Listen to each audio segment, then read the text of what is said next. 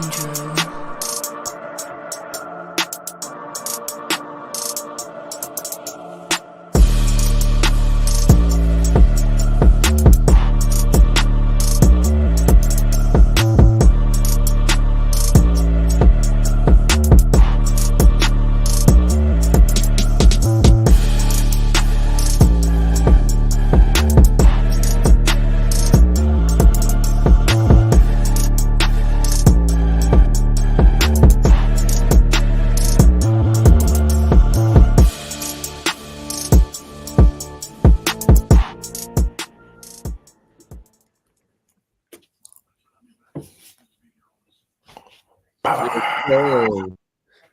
Hey, hold on now. You might get a penalty like Drake London did last night doing that. Hey man, it's familiar, ain't it?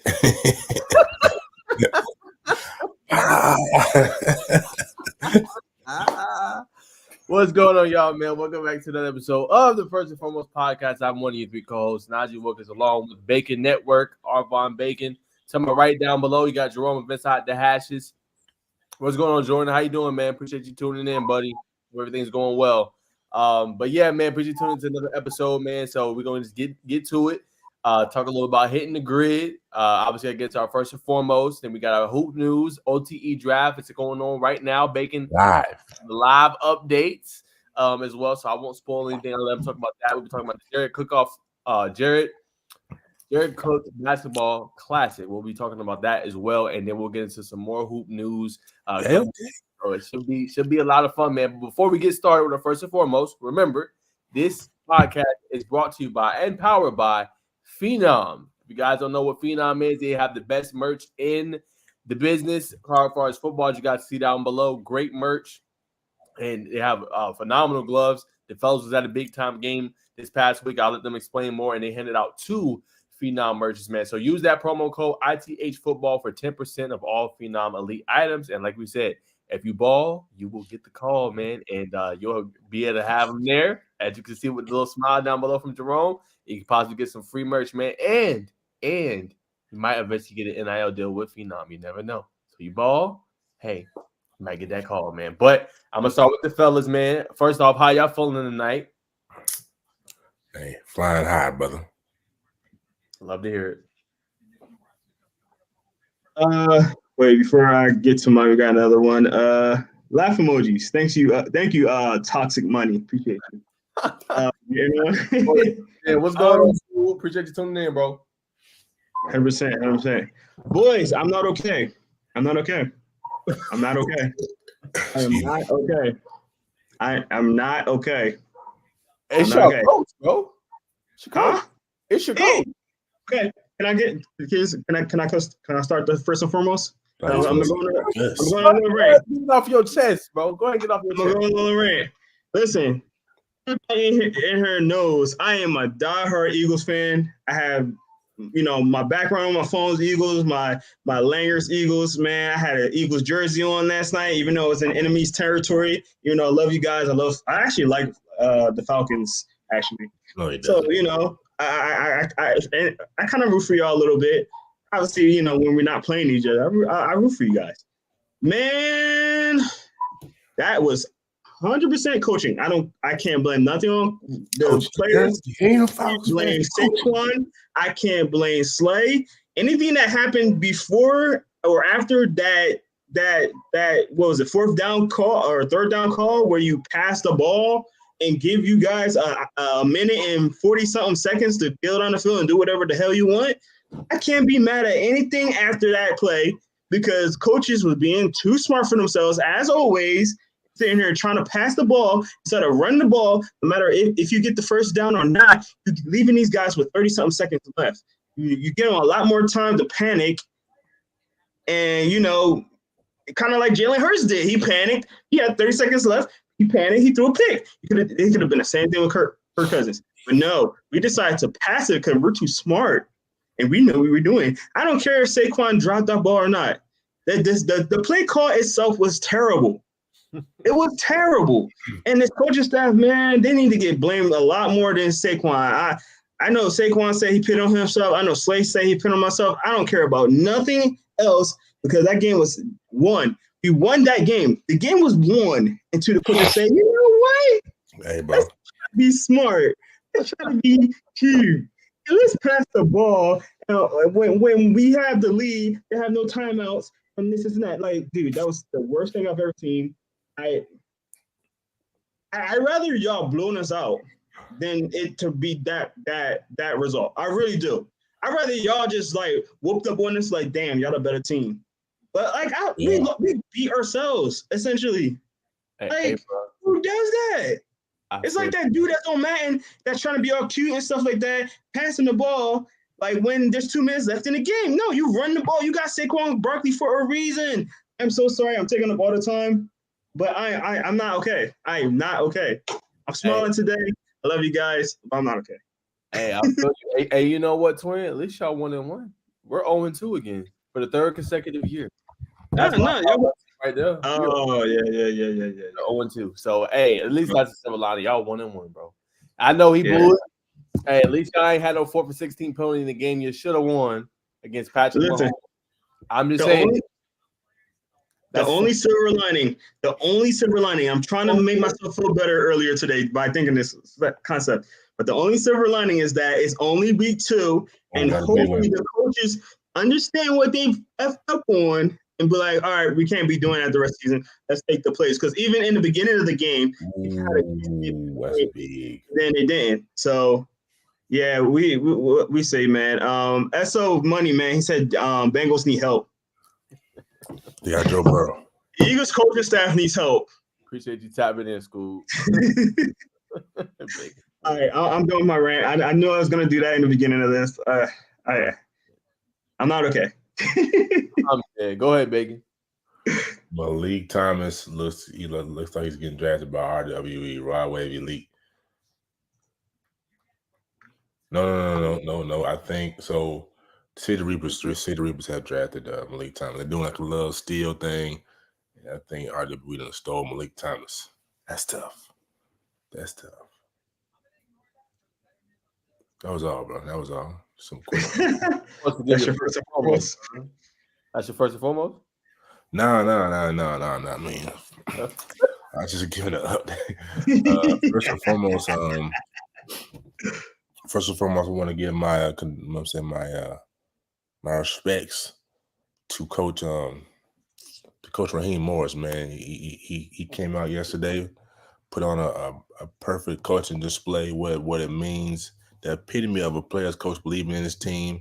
He let us down. He let us downfield, play call wise, and Kirk Cousins, he drilled that thing in there, man. Drake Luggins shook what's DB name? It's a veteran.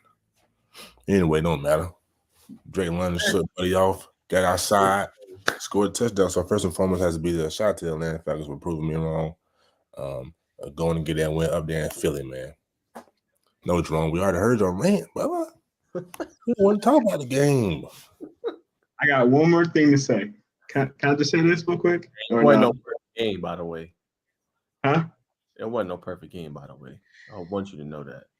I'm so glad you said that because the Falcons did nothing but win at the end of the game when they're supposed to. That's the only the only thing they did good was take advantage of what the Eagles did at the end of that game, to be honest. Like it was literally one play away, one dumb call away from losing that game. And Atlanta Sports Radio would have been wow. And my thing is, like, I'm listening to Atlanta Sports Radio today, and talking about, oh yeah, we're gonna beat Patrick Mahomes and the Chiefs now. I'm like, I ain't lying now. Hey! Don't make me fool. No Chiefs. You love the Eagles. Are you kidding? Bro, pressure. What? Y'all seen the way those Sixers was playing last night? They was coming down hard. Hey, if you don't stop, bro. Now, if anything, the defense might keep you in. Y'all ain't stopping no Mahomes, bro. Just stop. That's what, dude. It's so bad. Like I'm okay with. I get you guys are happy and stuff like that, and yeah, rightfully so. You squeaked out a huge victory on the primetime game, and you got to see a little bit of Kirk Cousins. And even though Kirk Cousins didn't play that good of a game until the end of that last quarter, which all his stats are really in that last quarter, that last drive, honestly. Yeah. But dude, like y'all wilding talking about something, y'all gonna beat the Chiefs. All right, that's my y'all might even win y'all division. Y'all might lose to them boys in Dallas. They just got whooped by the Saints. Hey, the Saints, that's what people don't understand. This is B2A. I'm glad I'm here providing Atlanta Falcons. The Saints are one of a kind team. You will never see another team like the New Orleans Saints. Every time they come to the stadium, it's either gonna be good voodoo or bad voodoo. And they came in Jerry World with that good voodoo, man, and they whooped up on them boys pretty bad. Alvin Kamara ain't had a year like that in 2 years. Come on, bro.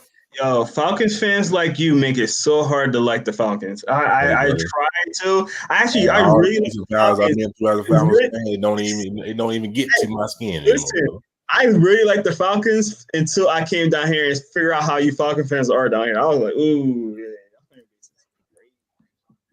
yeah. It sounds good. Rise up.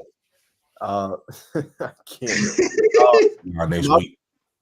Y'all hell. My first and foremost, man. I keep it on the high school ranks, man. What's this team on 3 legends, only 1-2. I want to highlight for Dawson, man. They had a big time game. They beat South Gwinnett. Came up here all the way from hours away, man. Ty Robinson's been doing this thing this year, 20 or 27 passes, 280 plus yards. Had I think 4 scores. He's been doing this thing this year, man, and been very, very impressive. You know what I'm saying? So he gets my first and foremost tonight. Just quick update: Jasper Johnson is playing for a Rod Wave Elite. Just been drafted. All right, good update from Bacon. We're gonna keep it rolling. We're gonna go ahead and hitting the grid. That's what we're gonna hit tonight. Hitting the grid. Special segment. So we're gonna let the fellas start. Y'all was both at the DC versus Buford game. And y'all had some phenom players of the game. But before we get to that, I wish I had the clip. All I want to say, Jerome, Bacon, I told y'all so. What are you talking about, bro? Are you talking about a Buford win? I do. Phenom players of the week. We'll discuss it more. But I told you so. That's fine, brother. Yeah, bro. Things happen. It's okay, bro. It's just the fact that you just kept going on. Like, listen, it's you're one of those type of guys that go to the casino and be like, oh, I won all this money, but bro, you got that off that last dollar. Congratulations on the win. Congratulations on the win, but you spent all your money during the casino. Like, come on. What is you talking about? You got it off your last dollar. What? Hey, add Coach Nick in whenever you get a chance. There, he just tapped in. Yes, sir. Yes, sir. Appreciate you. What? Bacon, he didn't get the analogy. Can you explain it to him, man? Oh, time out. I got the analogy. You basically saying I picked wrong twice and I got this one right. I'm not slow, but I'm very intelligent. I got the point, okay, buddy. But like I said, I was right, and when you're right, you give them the credit because ain't nobody took Buford to really win. So like I said, the clock hits 9 2 times a day, brother. The clock hits 9 2 times a day. Oh, wow. How y'all do? Okay. All right. Cool. Definitely, bro. All right, DC still the team. Yes, that is Brandon. What's up, Brandon? Appreciate you. That was Aaron Gregory's dad. He said DC is still the team. We are live on Instagram too, so you can put your comments on Instagram as well. I'm definitely. Hey, Brandon, I'm gonna say this before we get to our guests. Yeah, they still a team, and ain't nobody gonna say this. And I love Coach Johnny White. It's not a shot to him or even Coach Alexander. Y'all gotta get them boys involved, man. Stop playing around. Nah, he already been talking about that, bro. I'm gonna say it. Like, ain't nobody gonna say it for real and be 100 off dig. Y'all gotta get Aaron Gregory and Devin Carter the ball. And whatever that is, if those is hitches, corner, post, outs, digs, them boys gotta get the ball. Like, he probably clapping right now. You know what I'm saying? Hey, Mike Clip, that's the truth though. Gotta get them boys the ball. I'll leave it at that. I got you. Definitely. Feature them a little bit more. Feature them a little bit more than they are. I agree with that. Not a little, a lot. I think they're trying. Yeah, I think they're trying to spread the ball around. But yeah, sometimes you can just kind of got a game plan for your playmakers. So I hear you, man. 100%. For sure. But go ahead before we do that, guys. Talk about your Phenom Players of the Week real quick. Yes, sir. So we had our Phenom Player of the Week, me and Bacon, really two great players. Jordan Allen was one of them, and the Bacon, what was the one that each was in? Louisville commit. Yes, Louisville commit. And your guy, what was his name again? Baker, man. Yeah, Baker for sure. Justin Can't Baker. forget his name. Yes, definitely. Brandon said, "Facts, you are not wrong with that, but we win together. We take the L together." I appreciate that. I appreciate him saying that for sure. But He's your team, Dad. heck yeah. But yeah, man. Both players played standing plays in this game. Baker was running the ball really great with there, and then Jordan Allen, Bacon said, Louisville commit. Number 4, man, he was getting out there as a receiver. He was super fast, man, and he had that game-winning touchdown at the end of the game to really cement the win.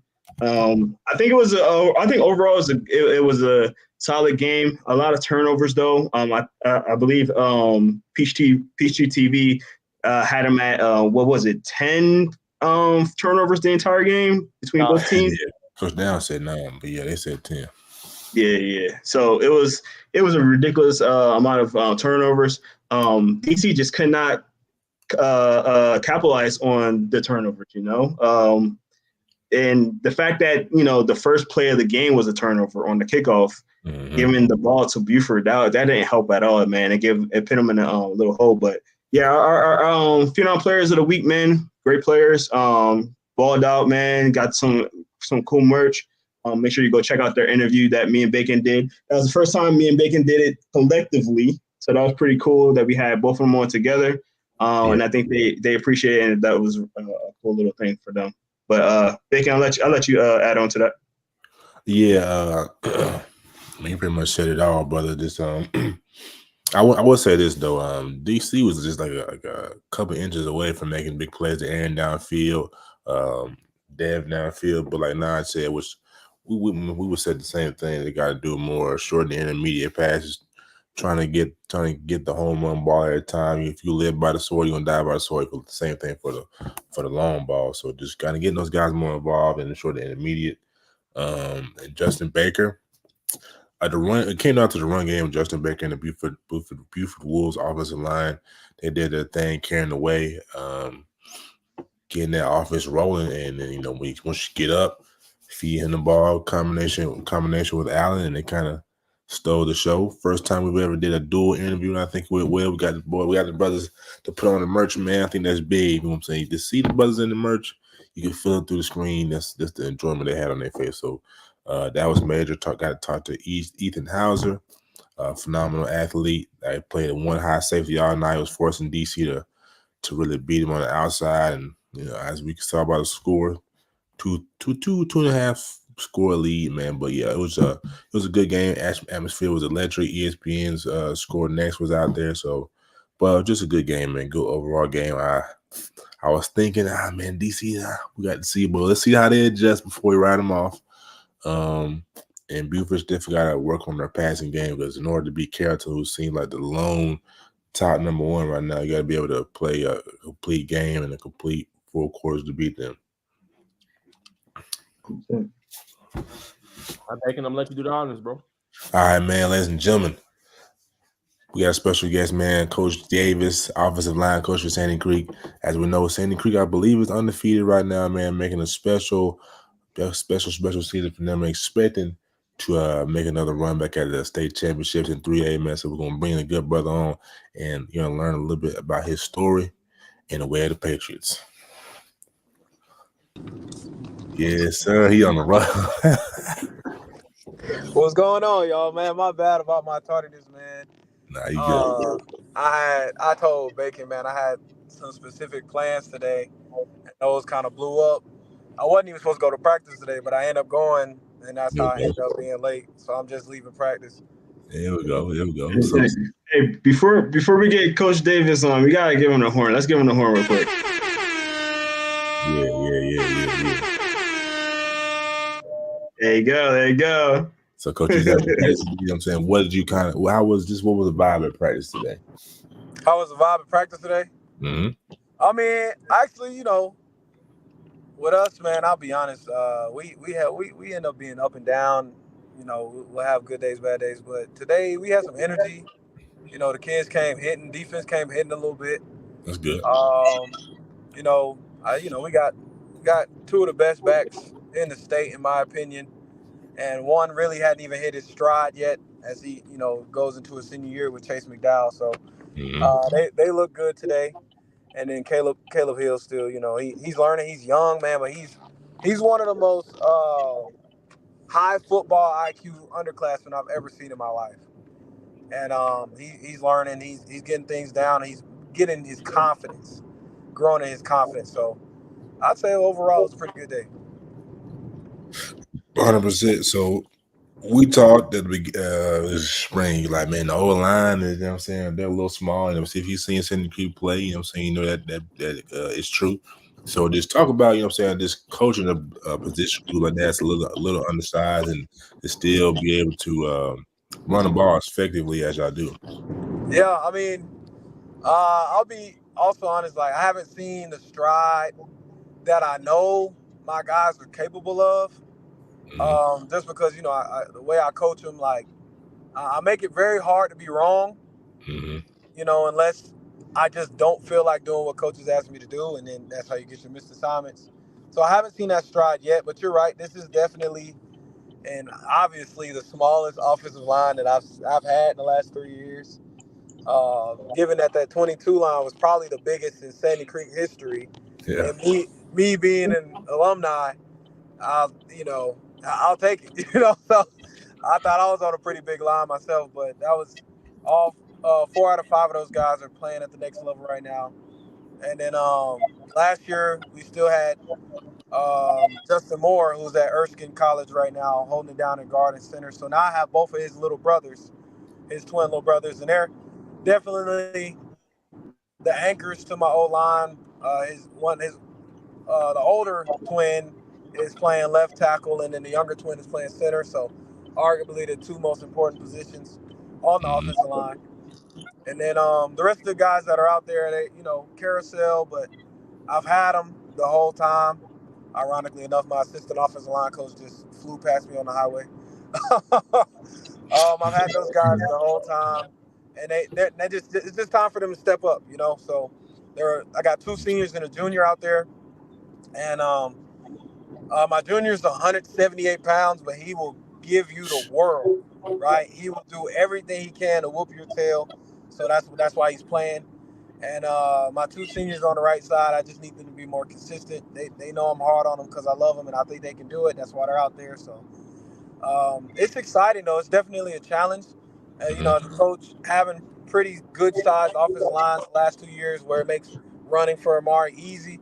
This one's more of a challenge to, take that pride of being a hell hog back, right? Being in those trenches is not an easy task. Everybody knows that.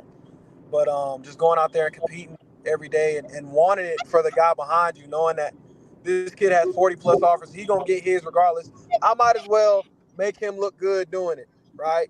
But making the holes huge, keeping him untouched, picking him up when he gets tackled, doing the things that, make you a team player, because that's what I'm all about as offensive line. Like, the play doesn't start without us, but it's not about us. We don't get any credit, but if we do our job, everybody that's supposed to get the credit will get there. So I'm cool with playing the backstage, back seat, but being at the forefront of all the activity, all the motion on offense. So that's kind of what I teach the guys up front, and most of the time they take hold to it and have some pride about it, and I love to see when that all comes together. 100%. Well, Coach, y'all averaging 228 rushing yards per game, man. That's kudos to you and all the hard work you guys putting in Monday through Thursday. Even on the walkthrough days, I'm saying, it's showing through. But, Coach, we want to switch gears. We want to talk about you. Obviously, you said you went to Sandy Creek. You've grown up in the system. You heard about guys like Calvin Johnson and many others. Branch, who also plays, I think, for the Lions still in the league. That's right. Talk about, what it was like growing up in that system and how it's kind of molded you into the man you are today. I mean, like you said, you hit it right on the head, man. Sandy Creek's about legacy and pedigree, man. We put out Calvin, we put out Andrew Gardner, who was an offensive lineman, played for the Eagles. Kendrick Hmm. Golson, defensive tackle that played for the Redskins. Mike Hilton, who's starting nickel for the Bengals, as well as Jabari Johnson, I want to say '02 graduate, so a little bit well before my time, but played for the Houston Texans. And now you said Brian Branch, whose older brother Christian I grew up with. We graduated in the same class. He played receiver for us and went to Kennesaw State.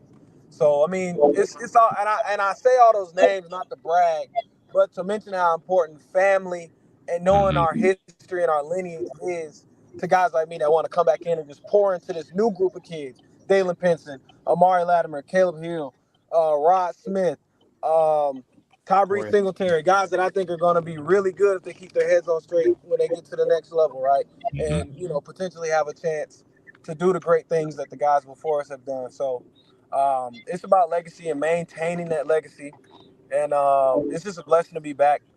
At a place that molded me. I mean, for myself, I went to Jackson State University on full ride scholarship after leaving Sandy Creek.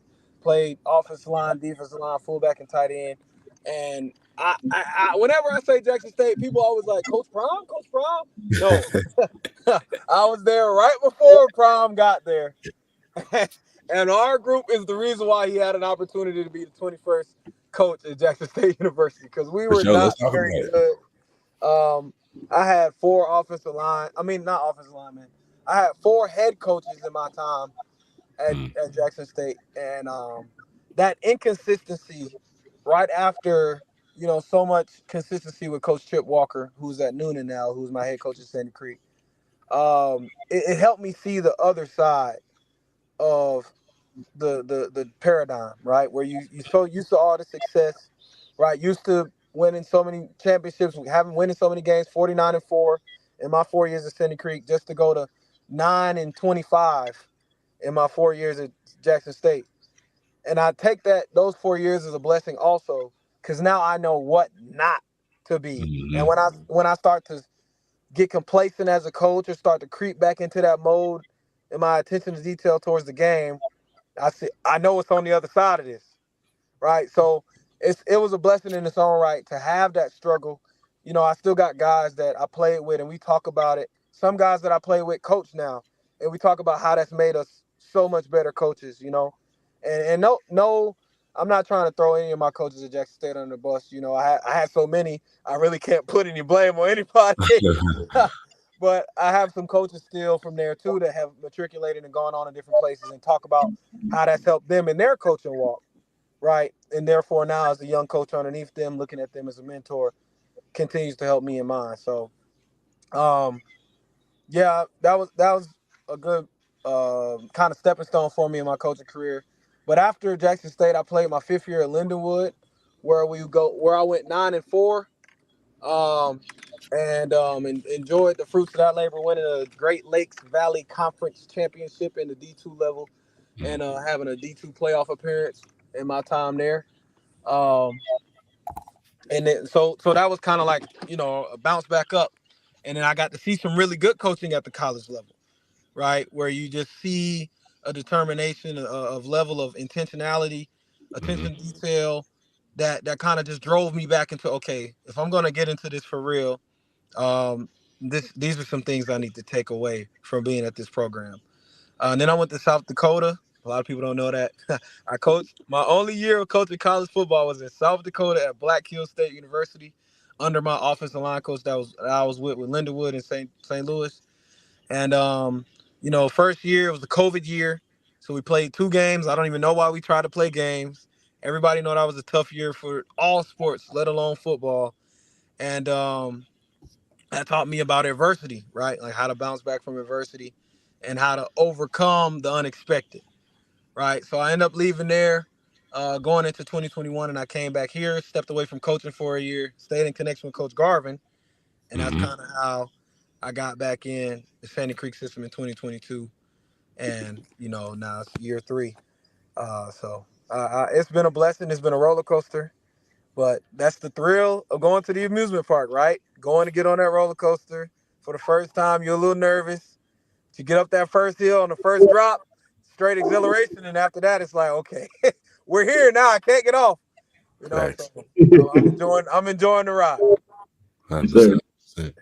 I'm gonna pass it off to Jerome. But I got a big one for you at the end, Coach. So stick with me now. I got Go you. ahead, I Naj. got you. Hey, Coach. Good meeting you, man. Yes, sir. You Likewise. talked about yes, definitely. You talked about a little bit about Sandy Creek and the history of Sandy Creek and having all the prestigious players that came through there. Can you talk to us about the new dynamic with the transfer portal? And do you think that with all the accolades that Sandy Creek has, did that help or hurt you guys?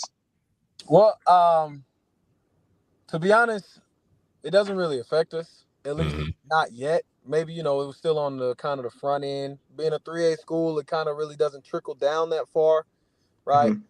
But we have had some guys kind of come in, but ironically enough, guys just kind of fall in our laps. Like Rod Smith and Levi Smith, sophomore or a junior and a sophomore DBs that we have, they came from Texas. Like little old Sandy Creek, they knew we were a decent program. They knew they could fit right in. Came from Texas, and they've been helping us, and they've been great kids to coach. They come from that Texas ball system where everybody you come out the womb with a football in your hand. So, great guys to have on our team. But as of now, I mean, we love to play with kids in our pool, man. We love to play with kids that grow up in Tyrone, Fayetteville, and Peachtree City, and just go out there and dominate and show teams what Fayette County's all about. Especially being right underneath. People don't realize how close Sandy Creek is to Fairburn. Like myself, I grew up in Fairburn until Fayette incorporated Fairburn. I was in Fayette County. And, I was inches away from going to a Creekside or a Langston, you know, and people don't realize how close it is and how much pride we take in. Oh, you guys want to look at Langston, you guys want to look at Westlake, the Creekside, see them as the big schools. Well, come on down here. We've been doing this for an odd amount of years, so we take a lot of pride in being the little school that can ball, so we've always been like that. And we enjoy doing what we do with the kids that we have. 100%. So, with the transfer portal, it seems like, you know, it seems like players want to stay at Stanley Creek instead of going out of the transfer portal because of, the type of school that you guys bring and maybe even the culture. Can you just talk about like how the culture is for you guys and, a little bit about that? Well, I'll say this. In high school, kids need to be coached, right? Mm-hmm. And to toot our own horn, to brag on myself and all the rest of our coaches and our coaching staff, I believe that we're some of the best coaches in the state, right? And I think when kids recognize that they're gonna come get coached well as build relationships with guys that care about them, because from Smiley down, we all are about player relationships, right? And matriculating these kids, whether they decide to play football or not, after the 4 years they're with us, into being the men that they're called to be, right? So I think that plays a huge part in the culture, in the tradition, in the building of what Sandy Creek has been, being passed down from Coach Chip Walker to Brett Garvin, now from Brett Garvin to Darius Smiley. Like, it's just a part, and coming from Big Walker, Rodney Walker, who's a legend in the stadium, and just that trickle down effect has been awesome for our growth and our I guess our consistency as one of the school's state's top programs. 100%, 100%. Now you talked about the different levels that you played in and you coached in.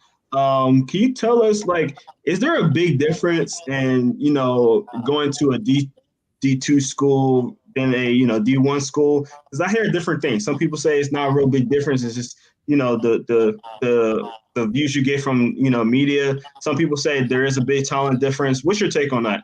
Well, given that I went from FCS to D2, that's slick a lateral move, in my opinion. Right? Because the talent's about the same. You're going to have 3 or 4 freaks on your team. And then, like I said, it's just a matter of coaching how you use them. And then the rest of your guys are like, would be great walk-ons at a Power 5, Power 4 school, but they can ball at this level, And again, it's just a matter of, especially as an offensive lineman, how well you gel with the guys in your position group. And you see that everywhere on the field at the D1 FCS level, at the D2 level. But I will say, talking to guys that play at P4, just learning more about the system as you get into the coaching circuits. Listening to Orion Days talk at meetings, Josh Heupel's talk at meetings or at coaching clinics. There is a huge difference athletically from Power 4, Power 5 to Division 1 FCS Division 2, because obviously, they're already recruiting the guys with the intangibles, right? They're recruiting the 6'3", 6'4", 6'5" edges that already are coming into the building running 4'7", 4'8", and then after a year they can run a 4'5". You put 100 pounds on their bench max, put 200 pounds on the squat max, and they look like a Greek god, right? So there is a huge difference in regards to the resources, as you alluded to, but more so the kid that you're getting, and then the product that you're able to build because of the resources you have, because of the coaching staffs that you put together at that high level. And you see that's why coaching at that high level is such a slippery slope, because you have so many things that should equal success, but at the end of the day, humans are humans. And you got to work with the humans you got around you, and hopefully you put together a melting pot or a mixture for success. 100%. Last question is then I'll let Naj ask his questions. What would you tell being as a high school kid coach, kids are getting recruited and stuff like that. What would you tell some of the smaller, players that, may not have an offer or might have an offer or two, but they're really small schools? What would you tell a kid that have those type of this type of recruiting right now and maybe a little discouraged? Have a 4.0 GPA, man. Have a 4.0 GPA. 4.2 if you can get into AP classes. Because at the end of the day, coaches love smart kids, but coaches will literally recruit you just to boost the GPA of the team if necessary, right? And then let them find out that you can ball a little bit. You might go as a PWO, and a year and a half later you got a full scholarship or partial scholarship off your hard work in the classroom and just continue to love the game that you dedicate a lot of your time to. So that's what I would tell them. And obviously, I think a lot of times going into the classroom, being respectful, going in, doing what you got to do, usually breeds good character, right? So I would always tell them, be a high character guy, not just have high character, be a high character guy, which means when we don't see you, you're still the same dude doing what you're supposed to do, how you're supposed to do, where you're supposed to be doing it. So that's what I would tell a kid that's a little undersized. Myself, I was 6'1", 265, 270 coming out of high school, and I had like 4 or 5 D2 offers, and Jackson State hit me up at the time, and it worked out because of some family things, and I was blessed to go play there for 4 years. So just keep doing what you got to do, and taking care of business in the classroom. Great advice. Great advice. Go ahead, Naj. Yeah, what's going on, Coach Davis? Nice to meet you as well. How you doing, man? Likewise. Doing good, brother. My question for you, I want to pick your brain offensively, right? I want to go to the offensive line. What's some of the important things that you need to have on the field? Is it footwork? Is it knowing your gap schemes? Is it knowing leverage when it comes to blocking an opponent on the edge or whether it is in the interior? What are some key things you need to have in order to be a good offensive lineman in your eyes? For me, for what I need as a coach, Bacon to tell you, I pride myself on 2 things. My guys being fundamentally sound and in shape, right? So if I see either one of those 2 things slacking, that's what we work on during practice. What I need from an offensive lineman that wants to play on the field for me is be nasty. I just want you to go out there and want to just put your hands to people's chests and drive them down the field, blindside style, right? So I just want guys that love the game, that love the spotlight, not being on them, don't care about it if it is cool, if it ain't cool. But I just want to be nasty. I just want to put my hands to people's chests and drive them downfield, put them on their back, and give them a little treat at the end. But we'll keep it PG for now. Got you, Coach. And speaking of that, you guys have got already some notable wins. You beat a top team at Upson Lee, blew them out 31-0. What's allowed this team to kind of just function so well together offensively? I know offensive line has to perform well. The running backs, you got some studs there as well. The quarterback is really good. But what's allowed this team to just be able to put up so many points on teams? I got to tip my hat to our offensive coordinators, man. Coach Buford and Coach Carson Bailey, man. They put together a phenomenal game plan every week. And coach myself, Coach Smiley, and Coach Gates, offensive line coach, they give us so much ability to have input, and we just come together and put together just a great scheme every week, and we pride ourselves on it. We want to give our kids the best opportunity to get in the box, right? We want all of our kids to succeed. We got kids that you guys haven't even heard of yet just because we haven't been able to get them the ball in the ways that we want to, but we will. And that's I think that's why we've been so prolific, and we still got a long ways to go. We weren't satisfied with Upson Lee, the game versus Upson Lee. We weren't satisfied with how we executed offensively. The defense is playing wonderful, out of their minds, right? But we got a lot more in the tank offensively. We got a lot more guys that we want to get touches, and we want to continue to establish the ability to get other guys touches with the run game. So that starts with us up front as the offensive line, creating gaps, getting movement, and letting Amari and letting Chase and Omari get through those gaps and make plays. So. Gotcha. And Coach, tell us a little about the tradition there, just far as what is it like, man, on the Friday night, being there at Sandy Creek, walk us through like a game day, man. Like, what was it like getting that fresh morning of coffee if you drink it or water? Like, how do you guys get yourselves going, man, kind of prior to the game? Well, I especially with this past Friday, we had the '09 Champions reunion. So the first group to bring one home, we honored them before the game. And I was all giddy all day, just excited because it's nothing like a Friday night in Tyrone. Hearing that first down, Cree, all night, that gets your blood going, man. And we like to keep it calm, not have too much of an edge on. Just let the guys relax. Kids are a little different than when we came up. We like to be locked in. Don't talk to me. Don't touch me. Got my head, helmet, my music going. I'm locked in. The kids, they need a little bit of leisure. Try to keep them corralled. Let that energy be for 7:30. But we keep it calm. We keep it copacetic. Let the kids have fun. Let the kids get in a mood to go play football and be athletic, be able to move around and be free to do within our scheme what we need to do to be successful. So, it was good seeing those guys that I kind of looked up to coming up because I graduated in 15. So I was in middle school when they won that championship. And seeing a couple of those guys that remember my face when I was a little kid and just having good conversation with them. And a couple of guys came and spoke to us on Wednesday. Every Wednesday we have Character Ed, where we have either one of the coaches or an alumni or a notable figure in the community comes and just shares a word of encouragement with the kids, and that kind of gets us riled up and gets us ready for Friday. So the week was great, and that's how it is. Every home game we try to just provide an environment where as a spectator you come in and you're about to see some good football. So that's a little bit about Friday nights in Tyrone traditionally.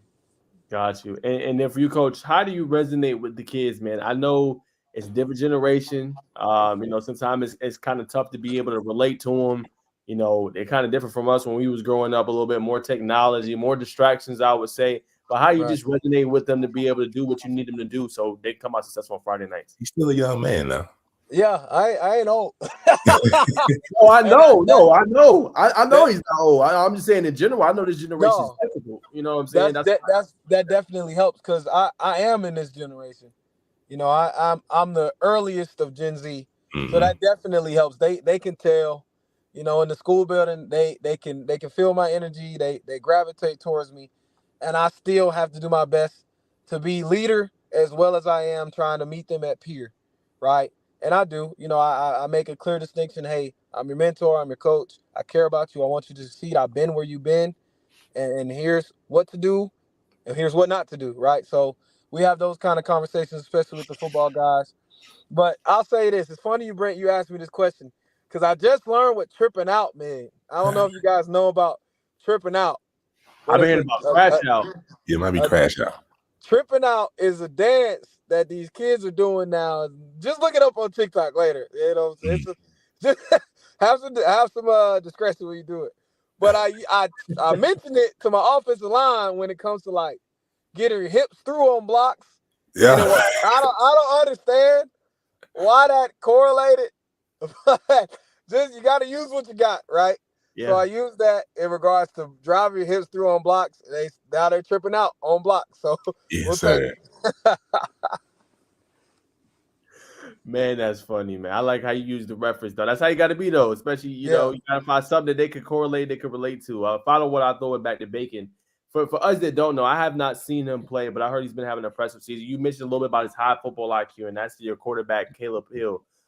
What for you coming in from a spring compared to where he is now? What have you seen in terms of his progression? Because it seemed like he got a good feel of the offense, and that was one of the biggest questions around Sandy Creek was just how would the quarterback be with Dalen Pitts and kind of going more towards athlete and being kind of a dynamic playmaker for you guys? What have you seen in terms of his progression from maybe the spring to where he is today? His ability to make decisions, right? Again, there's things that he's still not there on, and that's okay because he's a sophomore and it's game 4. But what I mean by ability to make decisions, if he sees an open run lane where he's going to get a nice 8-10 chunk of yardage, he'll take it because that'll get us a first down. And I appreciate him for that, not trying to force the ball downfield, not quick to throw the ball away or take a sack, right? It helps us keep the offense in rhythm, and it gives the defense another thing to worry about because they already got 2 guys over Pinson deep, right? Mm-hmm. You got to cover Corey Hadley somewhere when he's on offense, right? And then we got a group of younger guys between Mark Hill, Rylan White, and Trey Olive who can get it done in the intermediate and in the short game, right? And then of course the 2 guys in the backfield. So I just like the fact that when he's asked to make a play, he makes the quick and best decision in his head to make a play. And when it's not right, he's right there ready to be coached. That's one of the greatest qualities about the kid is when he knows he messes up, he wants to be coached. He wants to be corrected. And I love that about him. 100%, Coach. Well, we ain't gonna take up too much of your time. I'm just gonna hit you with these 2, and maybe just one, and we'll let you go, man. Want to say again, appreciate you taking your time at your busy day to hop on. First and foremost with us, Coach. We appreciate you. Man, it's an honor, man. It's an honor to be on here with you guys, man. Love this podcast. Appreciate you, man. I gotta take you back. You talked about 2022, Coach. 2 years ago. Here we go. Did y'all get in? Did y'all not get in? All right. See, my answer remains the same. Anybody that's ever asked me this question, they can verify. We got in on the drive before, and they did not give us a touchdown. Okay? Fair enough. That's my answer. Fair enough, man. And it was 3rd down. That's all I got to say. That's true. This is true. That was rough. So I'll tell you guys a interesting story about that formation that we were kind of running that season. That formation is called Hulk Smash. I got it from the still current Black Hill State offensive coordinator, Ben Blake. He was at SEMO, and I think he got it from a guy at Southeast Missouri up there when he was coaching there. And it's one of the most dominant formations you can have when you got the guys to do it.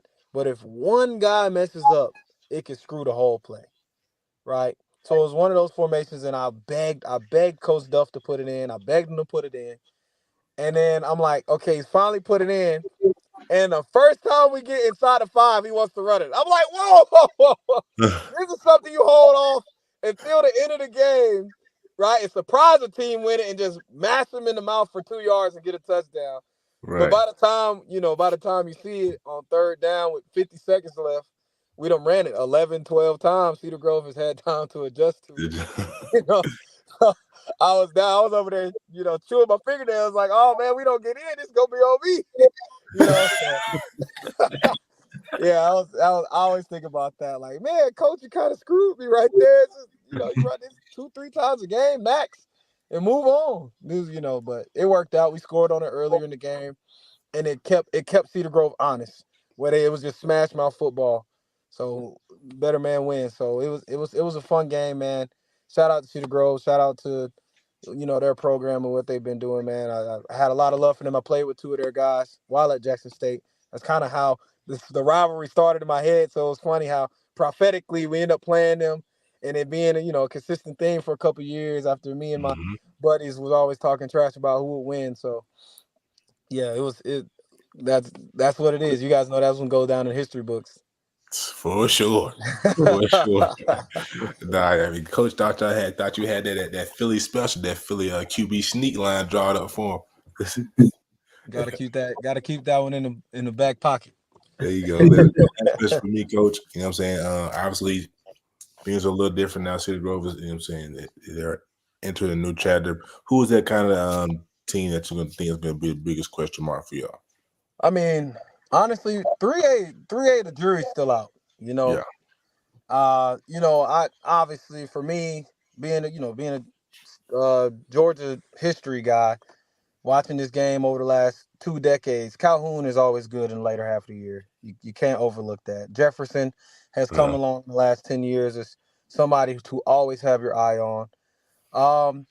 If Douglas can figure out something on offense, they'll be scary because their defense is pretty good. And then Mary Persons, who we'll see in Game 9, who we're really excited about having that game and allowing it to be kind of a testing ground for where we are as a team and as a program and see where our kids' heads are because we know they're going to give everything they got.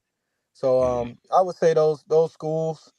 Of course, there's some schools I'm probably leaving out, but I'm just excited for what the playoffs may look like. The 3A always has some surprise team in the Final Right. Four.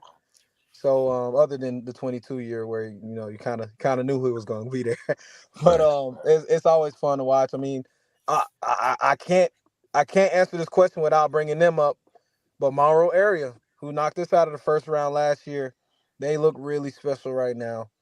So also with a dominant run game, so hats off to them, and just excited to see how this year plans out. Just making sure Sandy Creek plays Sandy Creek football so we can be there to see whoever is on the other side. 100%, Coach. Well, if the brothers don't have anything else to say, go ahead, Got man. one- I got one more question for you, Coach, because you mentioned keeping up with the kids and everything. So it's a two-part question. First part is how much time do these kids put into these celebrations, man? Because these celebrations have been crazy.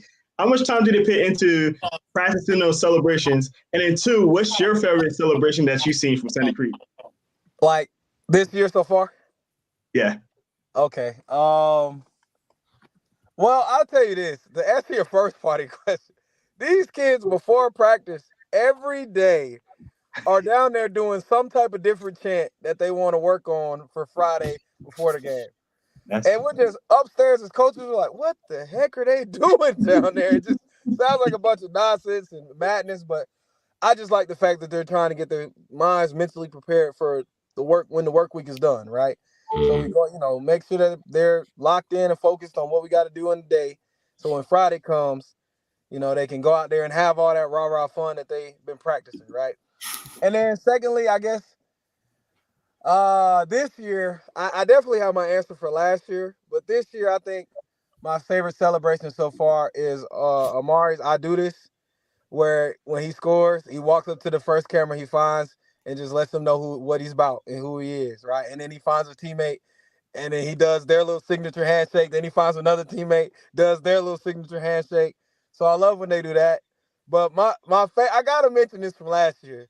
Dalen Penson's Jigga Chain coming through, especially being a Jackson, Mississippi for 4 years and watching all them jiggalators and percolators and all that dancing. When Dalen hit that verse Noonan, that took me out. We got a penalty for it and everything, and I chewed him on the sideline. But the next day in film, I told him, bro, that was hilarious. Just don't do it ever again. Sure. So that's awesome, man. Time for the percolate. Right, he was out there jigging and moving and shoulders and knees, everything. So yeah, it's been fun. I'm excited to see what else they can cook up the rest of the year within the constrictions that GHSA has for celebration. Yes. So 100%. What you got, Naj? Except for me.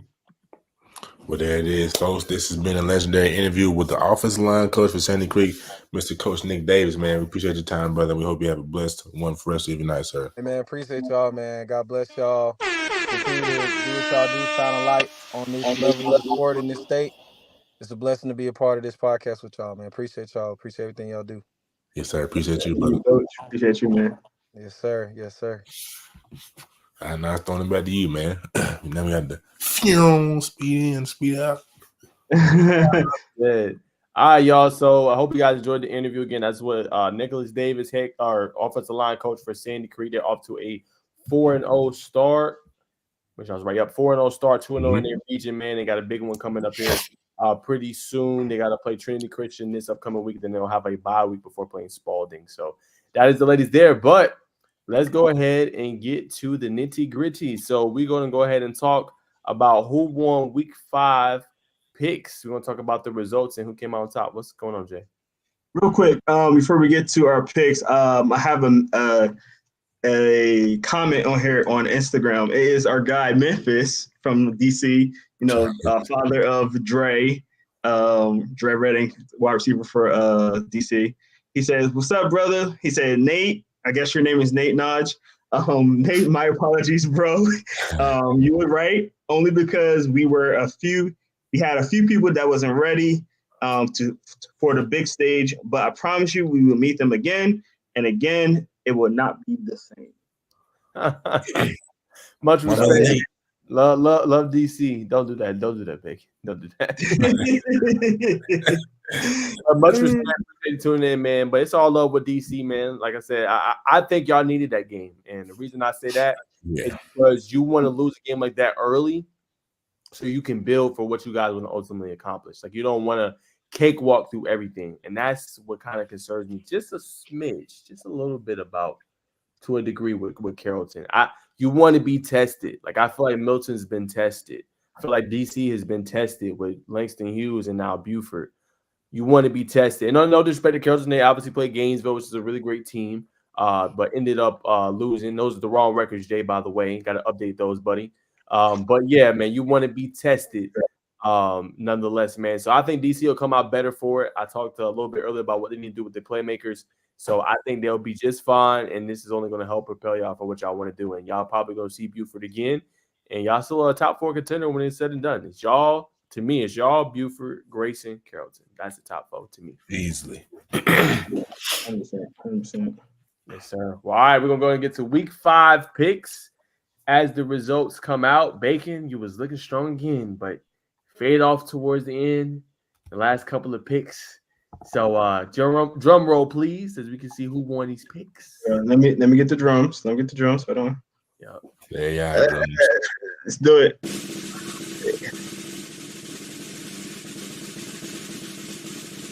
Want to take forever? Yeah. Hold on. My bad. It's not saving.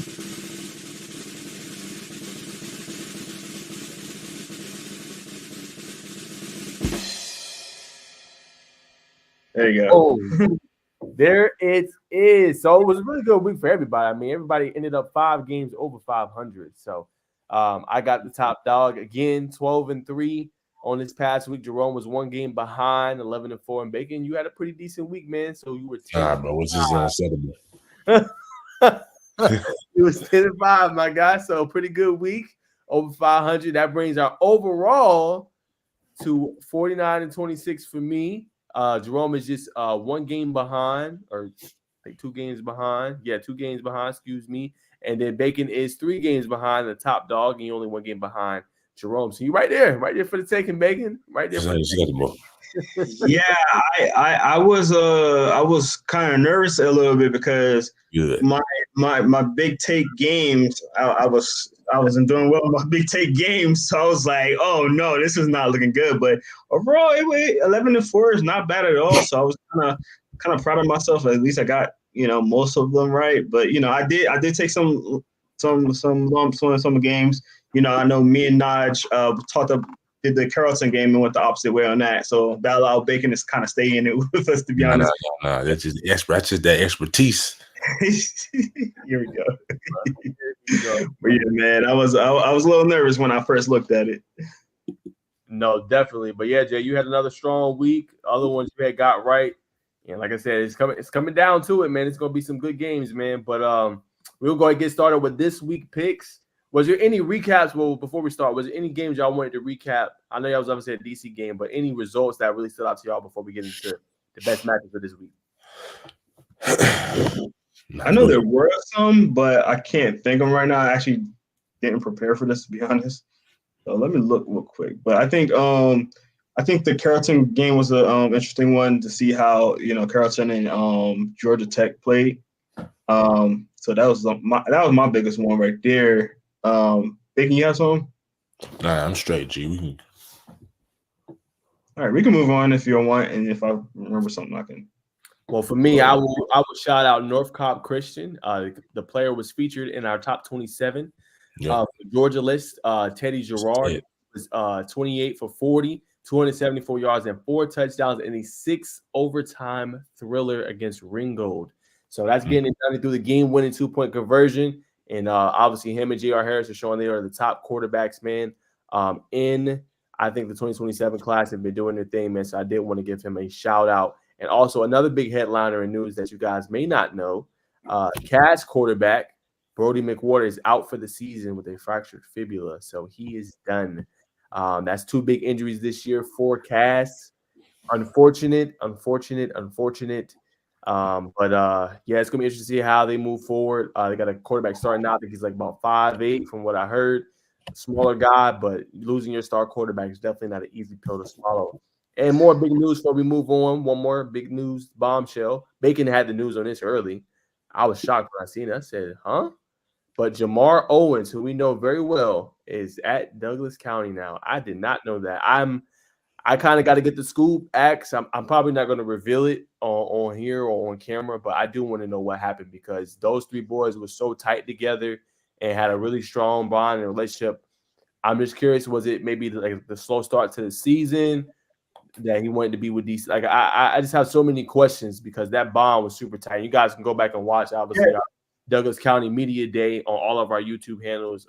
We talked to all 3 of them, and it seemed like they was going to be tight together for a minute. And they really built something special in Jonesboro, regardless of their record that they got right now this season. Like they really built something special and put Jonesboro back in the forefront of media attention. So I do want to know kind of the scoop of what happened. Yeah, and to be it's something that me and Bacon didn't mention at that game, but that was his debut game playing against Buford, and he was balling out. I know they got kind of left out, shuffled out because of them losing and the way they lost. But my man almost had 2 interceptions. He had 1 full interception. He almost had another interception at the end of the game that just got away from him. Hitting people, making tackles. He made a difference for that DC defense, who was obviously missing Jordan Reese Carter. So, he's out, and hopefully, he'll be back very soon. He told us he should be back soon. So if you get him with Jamar Owens back there, and Jamar Owens continue to play the way he was, whoo, that might be a good pickup for them for sure. Taking Aaron off the field a little more, let him rest. 100%. Good. Yeah, definitely. Nice balls making the court. Okay, I thought you had more to add there because, like you was about to say a whole soliloquy on the whole situation. Nah, okay. Okay, well, man. I mean, I did. Same thing I told you on the phone. I just said is I saw him that week before they played Langston. Came in that. I was like, man, show like Jamar. But I said, nah, because like I said, they were so close. I'm like, ain't no way. But I was like, man, show like Jamar. And I see them. Yeah, I see, yeah, that's Jamar.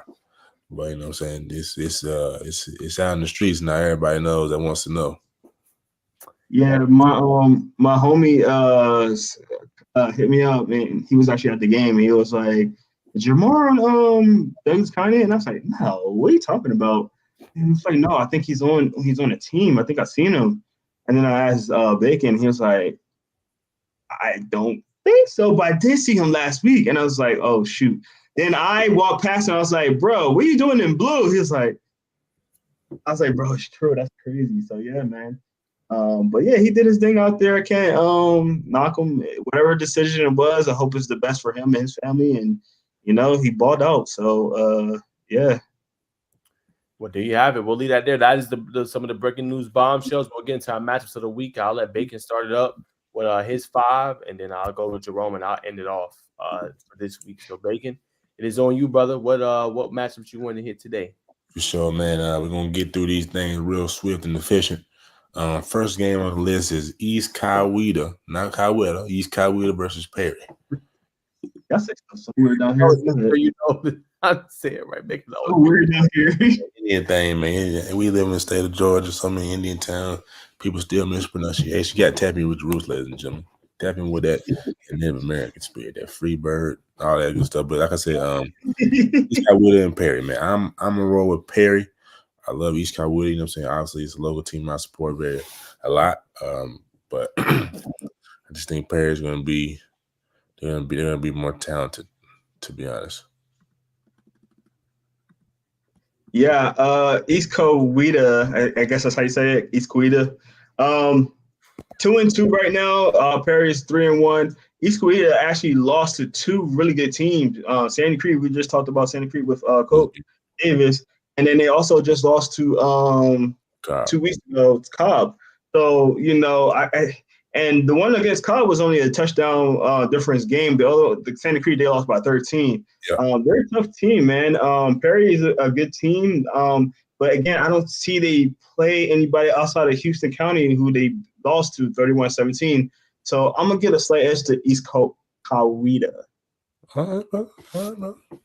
Go ahead, Nash. Okay, hold on. I'm getting y'all picks in. You said Perry Bacon. You said Perry. All right. East Bishop P, man. All right, I'm rolling with Bacon, man. I'm going with Perry. Dog, you tripping, bro. You not know what they got in that backfield down there, dog? Do you not know about Corey Pettigrew? Yeah, bro, you tripping, bro. No, they just won a state championship, got one of the better coaches in the state of Georgia. They're going to be running that rock. East Coweta ain't messing with them, and they could not look. Oh, I ain't let you do them like that now.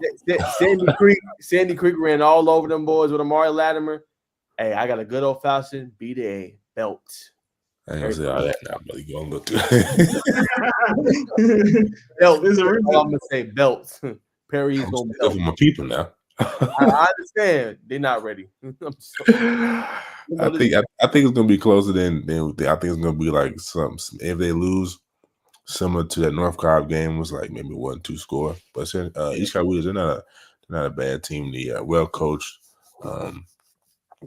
I just think when it comes down to that crunch time, I don't know if offensive they can kid on that scoreboard like they have in the past. They usually like a big running back. They don't really have that this year. They kind of got a scat back, but they do have a good offensive line. You know, seeing the twins there, the Cortland twins. I mean, the Herd twins. Excuse me. Cortland is one of the brothers' name. They got the Georgia offers as well as the other Power Fives. But like I said, I'm rolling with Perry, man. So we're gonna move on to the next game. Rubs hand like Birdman. Manchester versus Chapel Hill. This is a big one. So we talked to a source today that Justice Terry is not confirmed if he will be playing in this game. He's supposed to return this game. So I'm still gonna roll with Manchester. I saw Chapel Hill. They got like 1 or 2 athletes on the outside that really caught my one. I think he's number 0, number 5, Electric. I think he's got a potential to play maybe FCS, something like that. Potentially one day play for, maybe maybe a little power forward team, maybe. But the brother, he's a little unsized, but he's very athletic, kind of shifty. And that seems to be what's coming back in style as a wide receivers.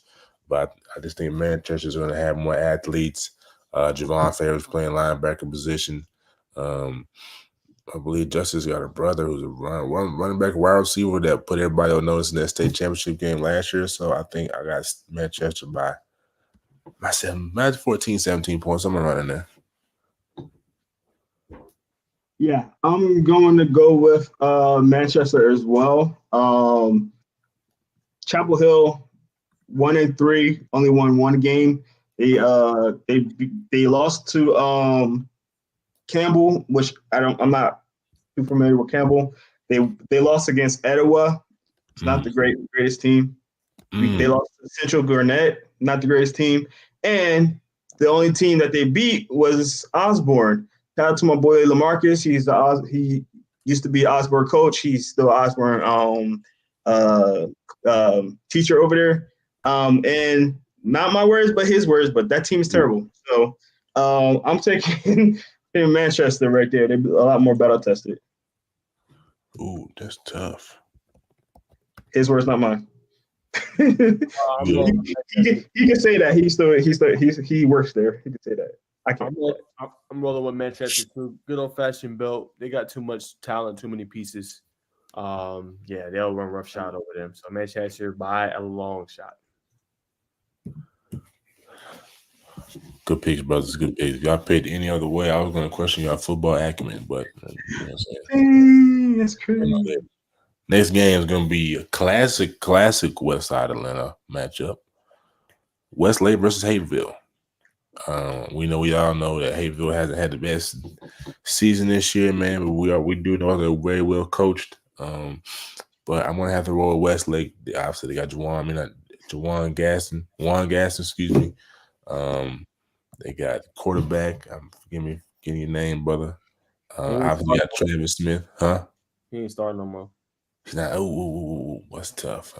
Deuce Wembley, defensive back. But I think. Well, I know Westlake is gonna be a little too much for them. They're gonna run that ball. They're gonna get things going downhill, and once they get that open, DBs are gonna start to cheat up, and they're gonna bomb them over the top. But it's gonna be an interesting matchup between Travis and what's the DB's name out there?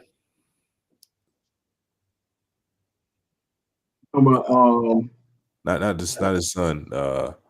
He was at the Route King. Well, both of them at Route King. I forgot his name. Yeah, I know he's talking about though. That's gonna be an interesting matchup. But I'm taking Westlake. Yeah. I'm going to go with Westlake as well. This is like the battle of two disappointing teams. I thought both was going to be better, but I will say this about Westlake: they have probably one of the hardest schedules, especially early on. With Langston Hughes, they played Douglas, who they beat, Gainesville. How you say this? Darrell. And then Roswell last week. So they had a rough schedule right here.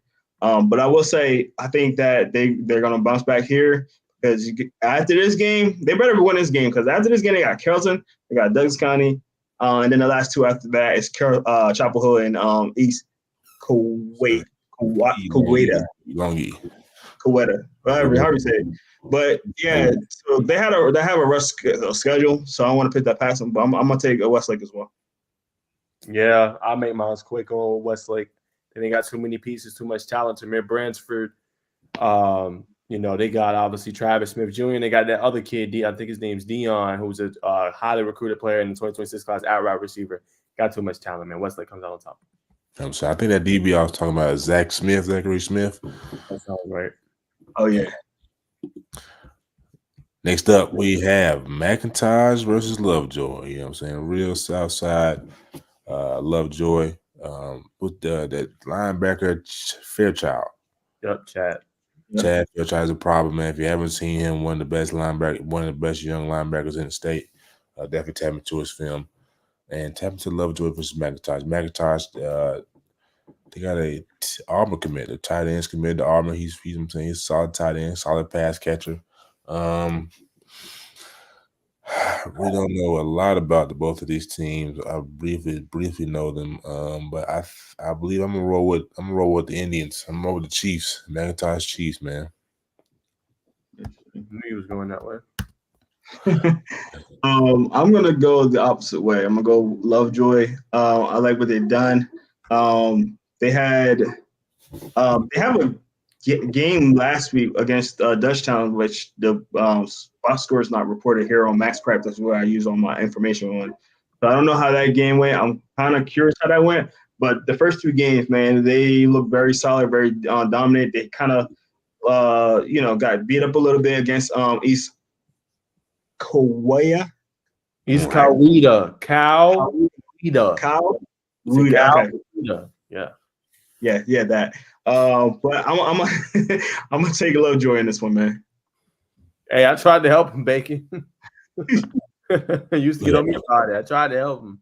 I'm going with Lovejoy as well. I think they got a lot of good pieces. Obviously with Chad Fairchild, they got a good receiving core that's underrated. Really good running back. I think they come out on top. I think they'll be able to play ball control. I think they're gonna have a big game. So I'm going with Lovejoy. All right. I believe we got one more.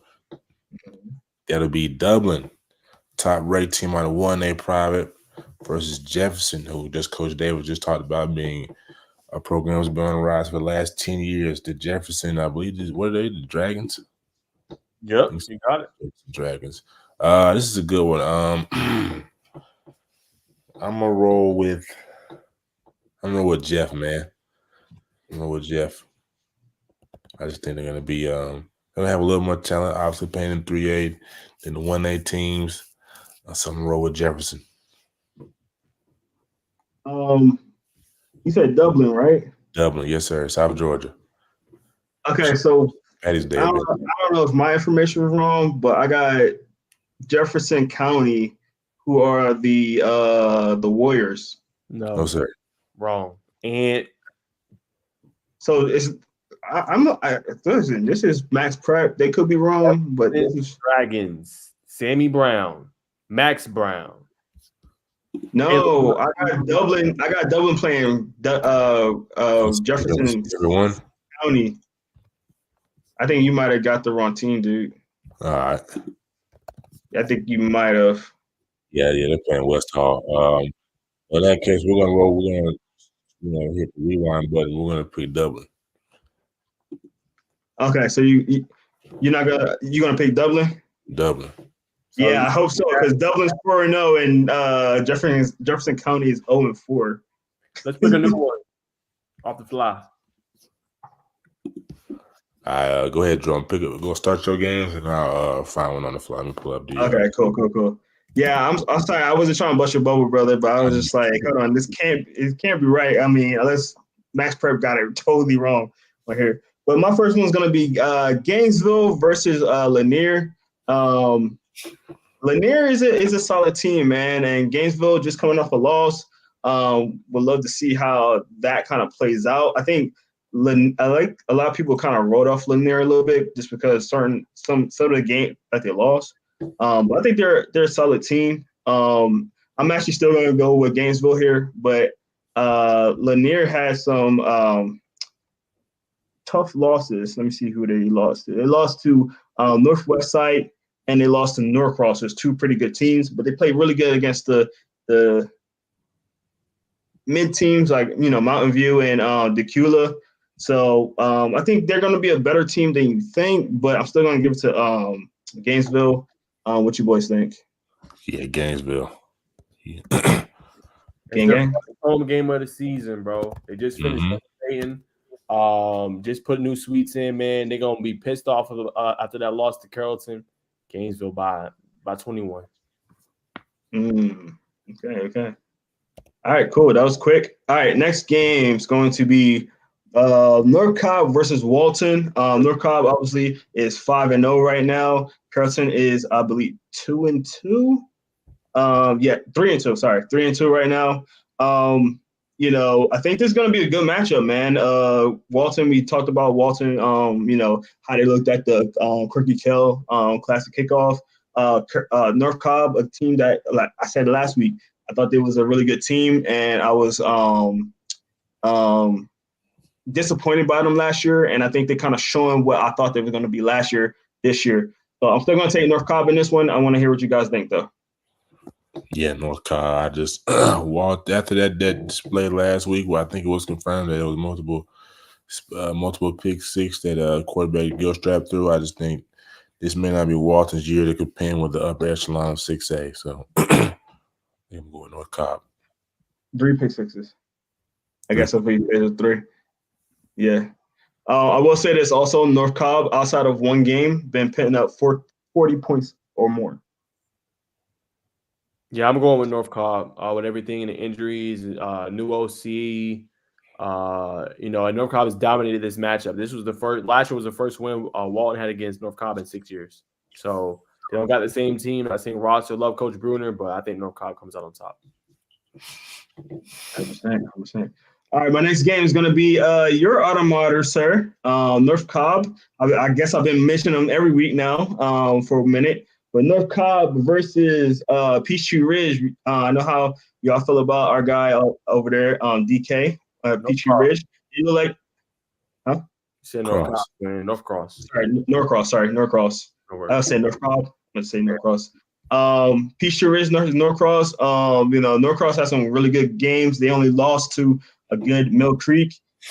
Peachtree Ridge, like I said, the last couple of games been, starting to get it together. The last game, I think it was 70 points or something like that. 71-0 versus Meadow Creek. So they got the confidence back up a little bit after losing to Roswell and Monarch the first two games. Who you guys taking? I'm taking Norcross, by the way. Sorry. I agree with you, brother. Norcross. What I hear? Did I hear something about the quarterback being hurt? Yes. Yes, the quarterback is hurt. But what's his name? Sauce. I heard they put him in quarterback. It's still an explosive offense. Heard it looks better at times. So I'm rolling Norcross over here. But I'm hoping that the Lions and Peachtree Ridge upset Norcross this Friday. That'd be big time. I'm going against the grain. No, I was about to do it. But I'm gonna stay with Norcross. Stay with the levels. So you think they can still do it without the quarterback too? For sure. Yeah, I mean he was 2 for 2 for two touchdowns, so he did what he needed them to do. But yeah, I think he can still do it. I think the defense will come ready to play. All right, next game. The undefeated and one of the top teams in Georgia, Milton, playing against a undefeated Chattahoochee, who is scoring points, man. Sorry. Did I say it wrong? No, I'm sorry. Go ahead. Oh, okay. Yeah, they've been scoring a lot of points. Been up on a little bit of lesser teams. Not gonna lie, they've been up on little lesser teams. They got a big task this week. Who you guys got? I'm taking Milton. Taking Milton. Dang, we agree on too many picks. Not liking it. I'll say this. This is a hard week to pick games. So I'm kind of going for a lot of games with close records, to be honest. But a lot of them are kind of lopsided this week. It's not a lot of like ones that you're just like, oh, that's going to be a close game. Outside of the ones that you pick, Naj. There's one more out there. I got it. You want to throw that? You want me to do my last one? Or you want to throw yours in real quick? Do your last one. My last one. All right. Last one is going to be Roswell versus Singinger. Secondier. Sorry, Secondier. Yes, they are playing against each other. Roswell is a really good record, 3-1 right now. Secondier is undefeated, 4-0. Roswell only lost to Buford, who just beat up on Douglas County, and then Secondier, they played some solid teams, being Archer, Mountain View, Winder. So again, kind of like the last game. I'm taking Roswell though. I know Secondier is undefeated, but Roswell only lost to one of the better teams right now. So, what you guys got? Roswell. Yes, thank you. Going upset. Going with Secondier, man. They got a lot of kids from Mill Creek. New program, have another good year. I believe in Coach Tony Lottie. I think they come out with an upset and be able to handle Roswell, I should say. I'm going with Secondier. Ooh. Okay. Going upset. I like it. Hey, Bacon, we got a chance to catch up now. Oh yeah, that's good. We in the game ground right there. I think he's a little nervous. He was emotional. All right, Bacon. What's your last one, man? Last pick for Bacon, man. This might be the biggest game of all. Dutchtown versus Langston Hughes. Come on, man. You know who's gonna win that?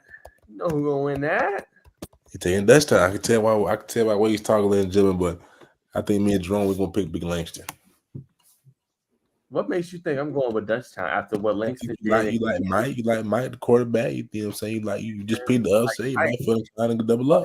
The hell? Do you not know who Langston Hughes is with Coach Boone? Come on, man. These are state title contenders in 5A. The only team I believe, or one of the only teams I believe besides Gainesville that can go toe-to-toe with Milton. Going with Hughes. You see what they did up in this county? Far-fetched. We gotta get it fair, bro. A little bit love. Bacon. I agree with Naj here. No, I'm going to Langston. We all picking the same team, twin. Oh, I think you said Dutchtown. I could have sworn you said Dutchtown. Oh, he thought I was picking Dutchtown. I picking up Oh, dude. I was about to say, because outside of Douglas County, these guys are averaging 50-plus points a game. Hello? No, Dutchtown, you know, they're a super Outside team. of the Douglas County game, which they only put up 14. Dog. Yeah. No Yeah. length. Hey, Yeah, I'm sorry. real quick, Jerome. We got a comment in the chat. We got a comment in the chat. Pull up the comment. Okay. I got you. Comment in the chat. What's up, Julian? Julian was actually my source for sources now, brother. Huh? Yeah, Can't don't be revealing your sources, right? What? The hell? My guy. Hey, my source. You better about to say my brother Julian. My source. He's the one that knew about Owens. That's Don't my guy. give him no more news. Don't reveal your source. Oh, he's a reliable source, bro. He's like Adam Shepard, man. So whistleblower. Brother, there's journalistic standards. You don't ever reveal your source, bro. Okay, I won't reveal my sources anymore. But my guy Julian, what's up, my boy? Said he says about to steamroll Dutchtown. And he said, he revealing stuff. He revealing stuff, and I'm not even revealing stuff. Yeah, y'all right. They lost to Stevenson, lost to South Gwinnett, even though South Gwinnett is decent. Yeah. You're right. Yeah. But yeah. For sure. Yeah. Yeah, it's not gonna be fun. I'm just saying. All right, all right, man. It is on me for the last 5 picks. We're gonna make this nice, short, and quick. Game of the week, I think, one of the best games. You got another comment before I go. Go ahead. You can reveal it. Okay. Oh, that's probably yes. Really. I'm not giving out any information. No Gunner one. Yo, how you gonna call me Gunner? That's crazy, bro. Yeah. I'm still rocking with you, bro. But one of the best games this week, Southwest DeKalb versus St. Pius, man. I'll start this one up. It's a real big game. Southwest DeKalb scored 70 on North Springs. Sam Turner and Brandon Gunn, head coach Marion Bell. They've been having a good year so far. Obviously, you guys know he is the dad of Jalen Bell out in Grayson. So having a strong year. I got Southwest DeKalb coming on top, man, continuing to establish themselves as a breakout team. And this is one of the teams I said going prior to the season to watch out for. And right now they're proving me right, and they got a big one coming up on Friday night, and I got them coming out on top. Yeah, man, no offense to Luke. You know what I'm saying? Luke Winslow, I know he went there and all that good stuff, but so we had Sam on the pod, man. You know, I'm always going to support, you know what I'm saying, the teams that look like me. So I'm rolling with Southwest DeKalb. Yeah. Yeah, I think I'm going Southwest DeKalb as well. No, you did. I'm saying highest. Dang. Going with our picks. Go against the grain. I mean, all right, Tro, no, don't make no decisions now, brother. I'm only one game behind you. That's all I need. Yo, you wild. I mean, don't get me wrong. How you say it? St. Pius? St. Pius. They had some big wins, man. They did lose to Blessed Trinity, really good team in their opener, but it had some solid wins. But Southwest DeKalb is just a little bit better. It's better to me. Beating North Springs by 70, beating Clarkston by 70, beating Chamblee by 61, and then Carver, first game of the season, losing to them by 13. I'm still gonna take Southwest. So I will keep rolling. Got Decatur versus Arabia Mountain. Bacon, I'll start with you. What was that team again, brother? Decatur versus Arabia Mountain. Decatur versus Arabia Mountain. I don't remember what Decatur was doing. I think the Arabia Mountain lost pretty bad to somebody not too long ago. I'm gonna roll with Decatur, where it's greater. Decatur, where it's greater. Yeah, Decatur has some really good wins. Who did Arabia Mountain lose to? Let me see. They just lost to Lakeside 51-50. They've been in some tough battles. They lost really. I mean, they won really well against Alcovi. But I'm gonna go with Decatur as well. I'm sorry for keep putting the same teams, but I'm going with Decatur. The same teams I'm picking. It's annoying. We'll leave it there. We'll go to our next one. So we get our hoops in. Cass versus Cedartown. Cedartown for sure. Cedartown. It's funny enough. Before I even knew the news that y'all was talking about, this is the game I was trying to go to this week. Just so you know where I'm trying to go. This is the game I was trying to go to, and I did not know the news about the quarterback. So it's rough. It's rough. But yeah, Cedar Grove. I'm going with Cedartown as well. I think they got too much Tom, talent. sorry.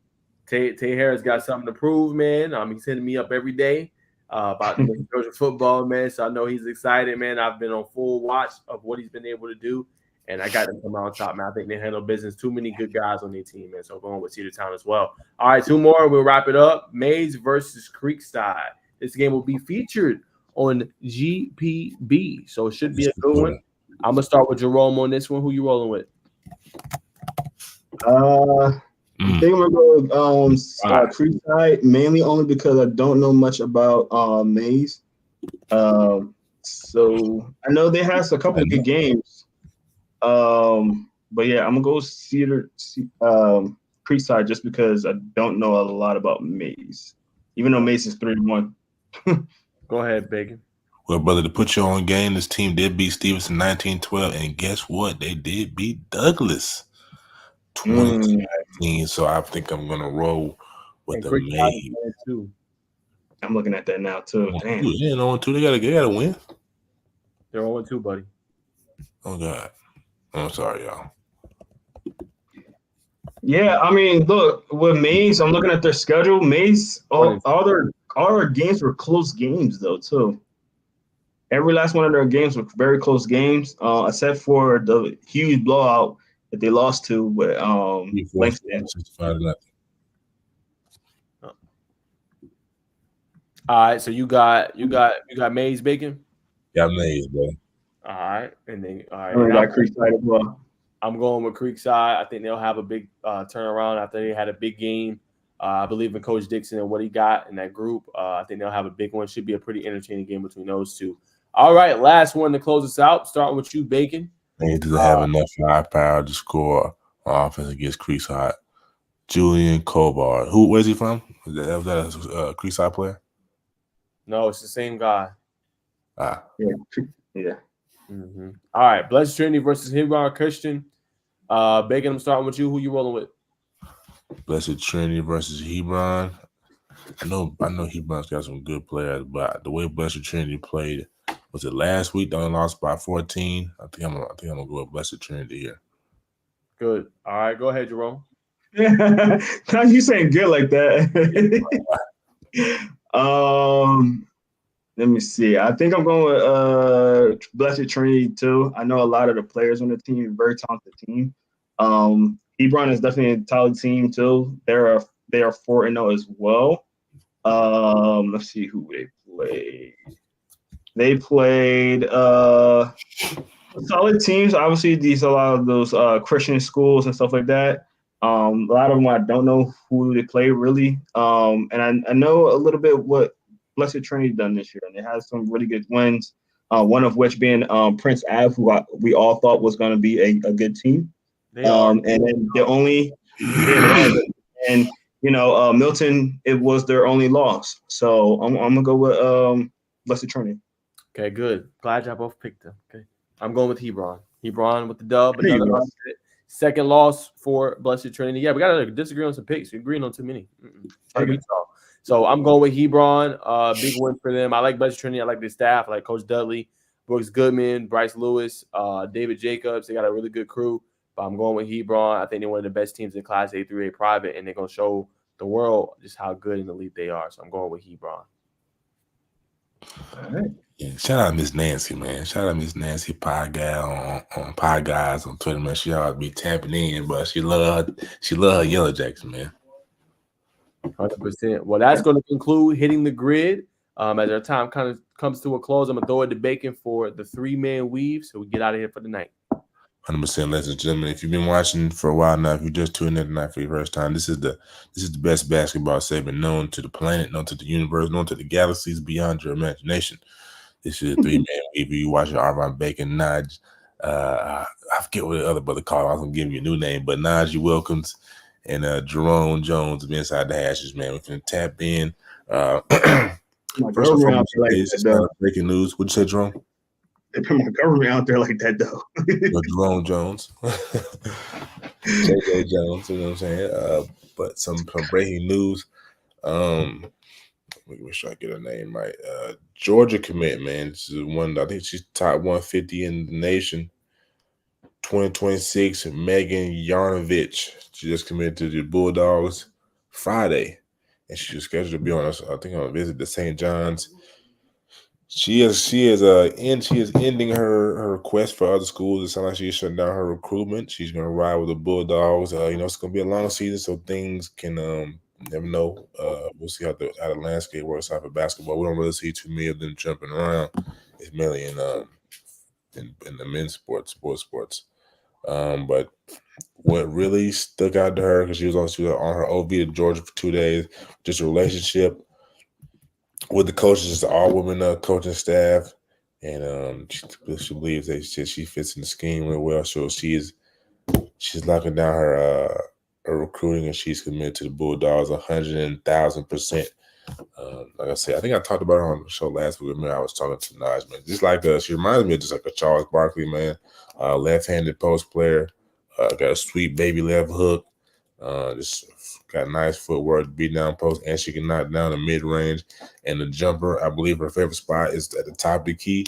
She can go right, come back left, be a spin move, or just finish it with the left hand. But if she's going left, she's gonna be tough to stop. So Bulldog fans, if you're watching and you love your women's basketball hoops, that is some just sizzling news just for you.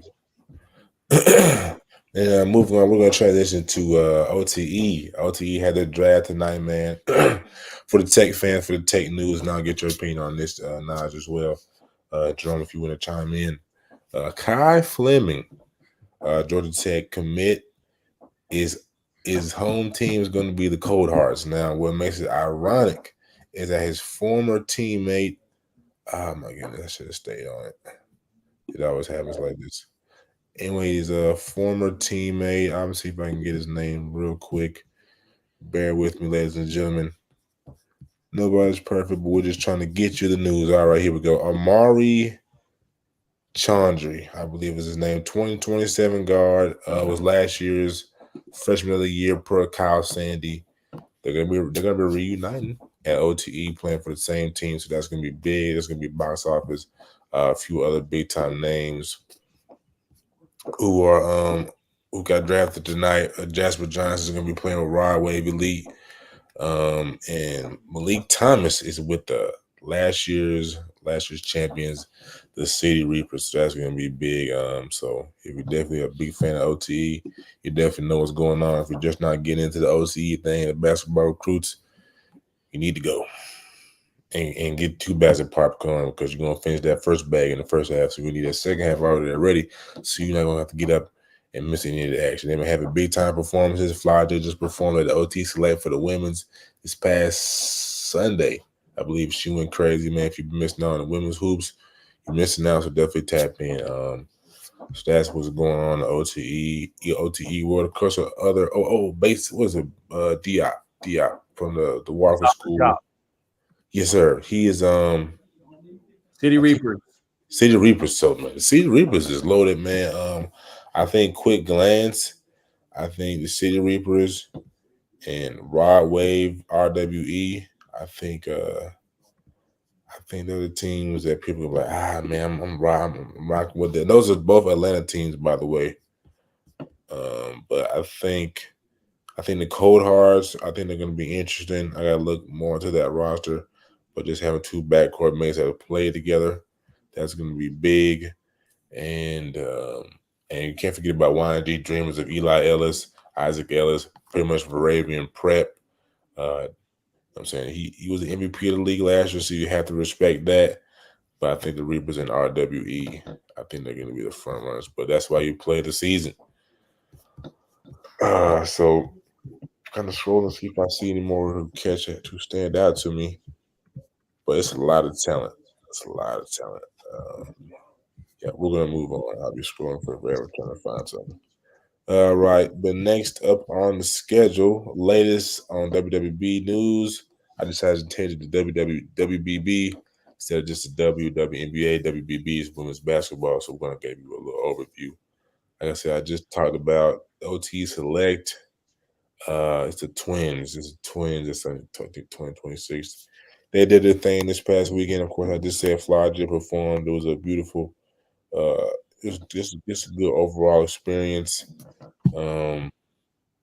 Dipping into the W, man. What's y'all thoughts? Well, actually, no, let me back up. Reverse. What's your thoughts, Nas, on this the OTE news today? Yeah, I think it's going to be exciting. I was kind of glad that Kyle went to a different team. I didn't want it to be kind of OP. I know last year we went to the finals. It was, electric. It was really good. So it's just one of those good leagues, man. They get the top guys. They got a Georgia Tech target that's there. Obviously, Akai is there. Cole Karuk, I might be saying his name wrong. He's a commit. He reclassified to 2025, so he's going to roll next year for them. But it's just high-level basketball. They get the talent. Jasper Johnson's going to be in the building. Malik Thomas. It's just great high-level basketball. I know people are against because, they're not going to school, but they still have to do their schoolwork. I think it's good because they get a pro-level lifestyle early on. They see what it's like before they go off to college. You don't necessarily get that when you go and play, prep. Now, prep, you still got the traditions, obviously. You know what I'm saying? You still got, the fandom and things like that. But I feel like this is good because you get that lifestyle. You're living on your own, for one. You know what I'm saying? You're getting your own apartment. So you got to be responsible as a player, as a person, getting on your studies, working out, 2 workouts a day, getting your nutrition in. You know what I'm saying? So all this is helping them along the path of what they really ultimately want to do. Now, that might not necessarily be the NBA, but it still gives you that pro-level lifestyle if you want to play overseas. You know what it's going to be about. You know the tough work and the grinding that you have to do in order to get to that level. So I love it. I think it's going to be another fun season. Some more great talent that they brought in. Mustafa Job's another one. I think it's like 3 or 4 guys that are top in Georgia will be in OTE, man. So they do a great job, and they're getting these guys from all over, man. 100%. As a fact, they get it from all over. We got a couple of Frenchmen, a couple of Asian hoopers who are in OTE this year. So I think probably the next 5 to 10 years, OTE is going to be monumental. It's already monumental now, but it's going to get even more monumental as the international things kind of span, and they start to pull maybe some the AJ DeBonces up tomorrow in, and maybe the Buddha twins up tomorrow in. So I think it's going to be pretty crazy, and I think it's going to be a whole lot of expansion. I believe last time we was there, they had not last time, but they have room to add on additional, I think 30 or 40 more teams. So they already have room to scale. Is pretty much what I'm trying to say. But transitioning to some W news, I don't know if I talked to y'all about it, but what's your opinion on just the Asia Wilson and the Caitlin Clark noise that's been going back and forth between we think Asia is the best player, or which she is, or we not. We like Caitlin Clark as a future. You know what I'm saying? She can shoot the ball from range.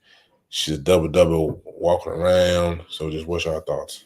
Caitlin's not the best player right now, and that's okay to say. People are getting too caught up. Has she had a great season? Yes.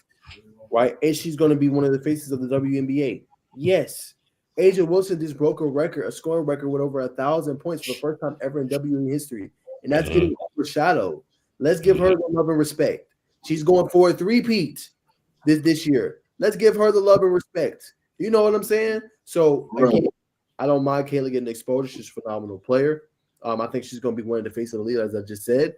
But at the same time, let's give respect to those that came before and has been putting in that work for years and years. Now, it's going to be Caitlin's stage here pretty soon, and she did something great getting them to the playoffs.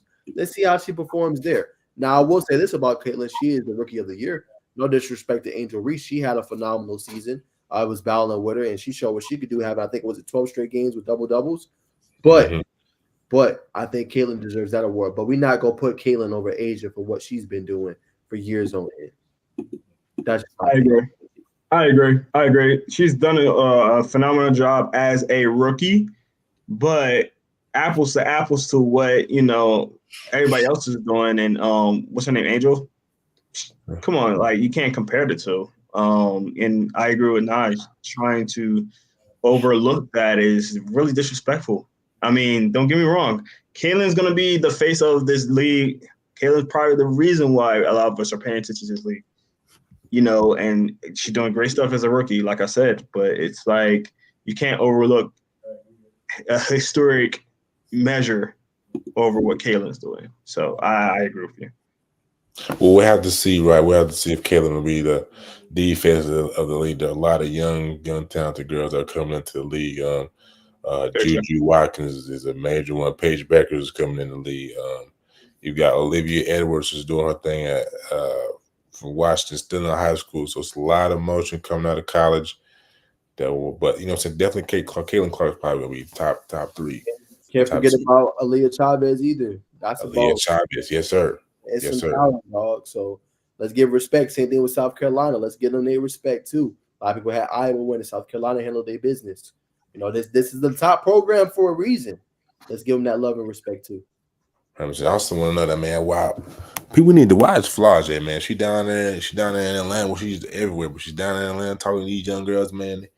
She's trying to build a super team over there in LSU, man. She performed. I'm talking about we're gonna get big over on the song, man. So, but nah, real talk. Shout out to Flau'jae for doing her thing, man. We got to watch her perform for I think one of her first live performance ever at the NIL Summit. So that was a legendary night, man. But segueing on to the 3-man weave, we got to talk about. We got some news here. Now send me some heat right here. We're gonna share my screen. Share. All right, Jay. You can do it. Not that you can do it. Derek Fisher compares today's NBA to the WWE. You listen to the guys that play before, coach before. It's a different game. It's not a native thing. It's just a bit more of the entertainment value, maybe than the competitive value. So I'll sound off first. WWE. I don't think it's WWE. I think it's being a little bit excessive. I can see where he's trying to go. I just think it's different generations hooping. It's really not too. They don't really have that many antics in the NBA, man. You may see some more antics in the NFL. I think it's just a lot of like friends, like a lot of friend stuff. I mean, if you want to say the job thing, I mean, not really. But they just like they have a good time. They like to hoop. But I don't got a problem with the NBA. I would like to see them be more. I don't even know I don't even think it's the competitive nature. I just think we just need to see more in sync team basketball from every so often, and more interest to play defense instead of everybody trying to come down the court and play like James Harden and do side steps and step backs, things of that nature. But would I like to see the game more competitive like it used to be? Hell yeah. But I enjoy watching. I enjoy the basketball season when it comes around. I think it's funny. That's what I'm gonna say. This thing is funny. This is funny. I agree with him to a degree. I don't think it's the WWE. I'm not gonna go that far, but I do think it's predicated on entertainment value. And I think that's why TNT lost his contract with them as well. No disrespect. I think NBA wants to entertain, and I feel like some of these matchups and these teams, when you see certain things happen, I think it is because of entertainment value, and I feel like it's become a little bit too much of a show instead of like real basketball. And I understand you got to make money, you got to hit profit margins, you got to increase revenue and things like that. You made it a global game with more people coming in and across. But I do kind of miss like what we see in Anthony Edwards. I think that's why he has so much pull at the moment. Some people don't like him with how he comes at people and how he talks about the old generation. But for one, he's authentically himself, and he's gonna go at you. Like he went at his favorite player of all time in the playoffs. Mm-hmm. We don't see stuff like that no more. You know what I'm saying? We don't see that. I don't want to say passion because these kids are passionate. These people are passionate for the sport. but we don't see that kind of you know what I'm saying? Like how we used to see back in the day. Like, you know what I'm saying? You're going to have to take it for me. We finna go neck and neck, head to head. You know what I'm saying? We don't see that no more. So I think we do miss it to that degree. But yeah, I do think it is predicated more on entertainment value than competitive value, 100%. But I don't think it's WWE though. Yeah, that was excessive. But nonetheless, that's from the former great point guard, the Lakers, Derek Fisher, man. All right, up next, we're going to talk about Jared Cook Basketball Classic matchups announcement. We're going to let Mr. Wilkins lead the way. All right, so we got some notable matches to kind of start the season. Excuse me.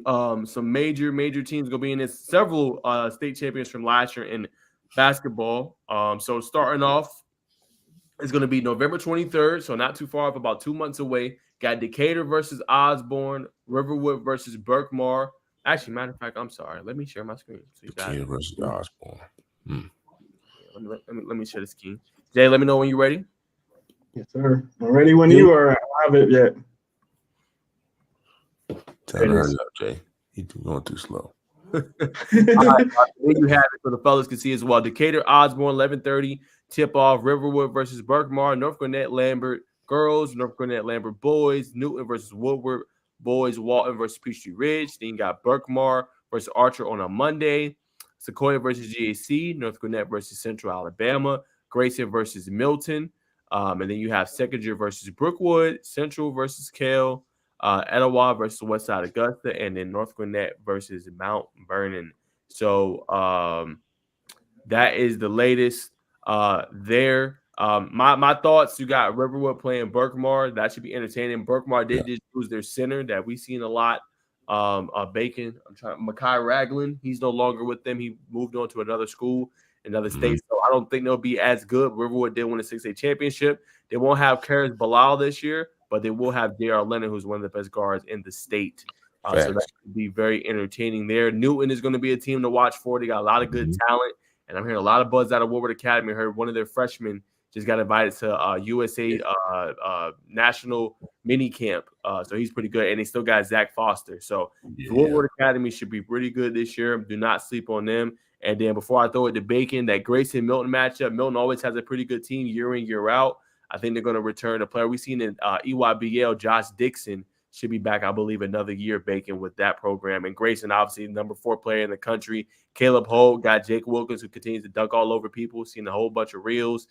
He continues to do his thing. And then, obviously, you got Amir Taylor down below. And they also got another guard from Kale. So, I mean, they're loaded, man. Grayson should be the favorite in 6A. So, some really good matchups.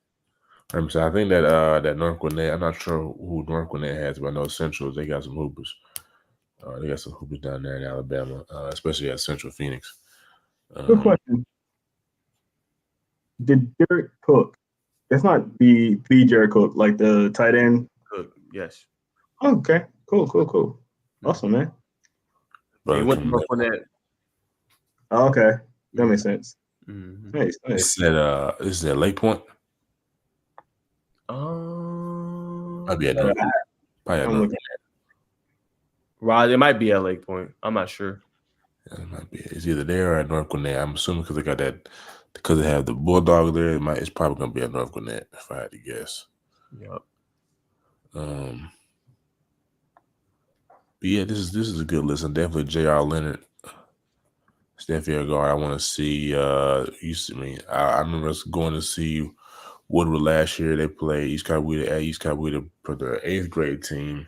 Or might be a 9th grade team. 8th grade, 9th grade, 1 and 2. But coach like, yeah, we got some things coming down the pipeline. So it's not a surprise to hear you say that.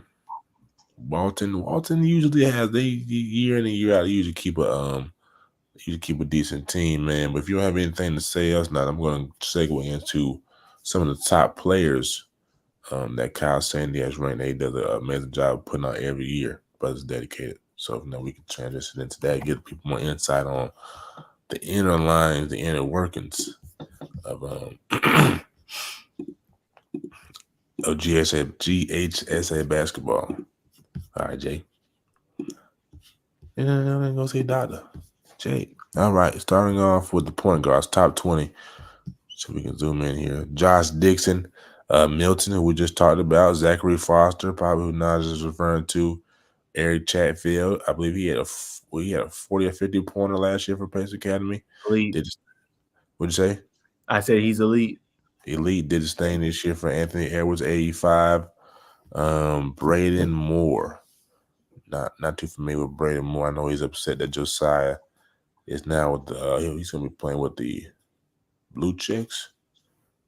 Is it Blue Chicks? I think it's whichever team. I think it is the Blue Chicks. He's gonna be playing with the Blue Chicks by way of the combine. He's up there in Charlotte or in North Carolina. Tony Montgomery, a Carver Hooper down there in Columbus. Caesar Burrows of Walton, we just talked about them. Luke Jack, Tavares White, Yusef Bauer, I believe. Manny Green. He just picked up a big offer today. I can't remember. Clemson. Clemson, that's right. He picked up a Clemson offer today. That's big time for him. Tim Prather at Jonesboro. Do not sleep. Jonesboro they are good at football and they are good at basketball. Jacob Taylor. So that's another interesting guard to keep an eye on for Wheeler. Carby Martin, who transferred from East Coweta to Tri-Cities. Man, he's gonna have a big year this year with Tri-Cities, and I think him being on his top 20 list is just a personification of what's to come. Zach Harden for Newton, another electric guard who you're gonna be pleasantly surprised by this season. And here we go, the shooting guards at the number one spot, Mr. J.R. Leonard, being coined by a lot of local media publications that he is the best scorer in the state of Georgia. We will have to see. We'll have to see. There's a lot of scores. Got Caleb Holt coming in. Unless you're talking about guys who were already in Georgia. Now, what's interesting as we at the shooting guard, obviously you could classify Caleb Holt as point guard, shooting guard, small forward. He is not. Kind of not put him on this list. I'm not sure if it's because he's just not moving in from Alabama, but that's just something something to keep in your mind. Anyway, Caleb Jones, Benedictine, Kawani Garris, one of the best shooters, flat out shooters in the state, who transferred from Cal to Grayson. He's on the top 20 shooting guards list. Jaden Cole, another Milton guy. Jarius Atkinson, Bergmar shooting guard. Two to Aldrin Jones, Aldrin Jones. I'm sorry if I messed up your first name, brother. Another player at Berkmar. Sandy Creek, Jacoby Robinson, Greg Howard. I believe we saw a point guard who's at St. Francis. Reynolds Escher. So you know what I'm saying. There you have it. It's a lot of talented shooting guards. I think obviously J.R. Lennon and Kawani Garris are going to be two that really I'm gonna try to keep tabs on all these guys, but those are definitely two I'm definitely intrigued about seeing. Do I have anything to add on these shooting guards before we move on to the small forwards? No. All right. And number one, at small forward, Jacob Wilkins. No surprise here, man. Has been doing his thing, catching bodies, catching alley-oops, and from what I've been hearing, and I'm sure you've been hearing it too, for our viewers, he's been knocking down that 3-point shot very consistently, taking that big step from this offseason coming into the season. So if he can knock down that 3-pointer, I say probably around at least 33% this year, that's what's going to really change that Grayson offense and how they kind of attack Grayson. You know what I'm saying? Because there have been times I kind of sag off on Jacob.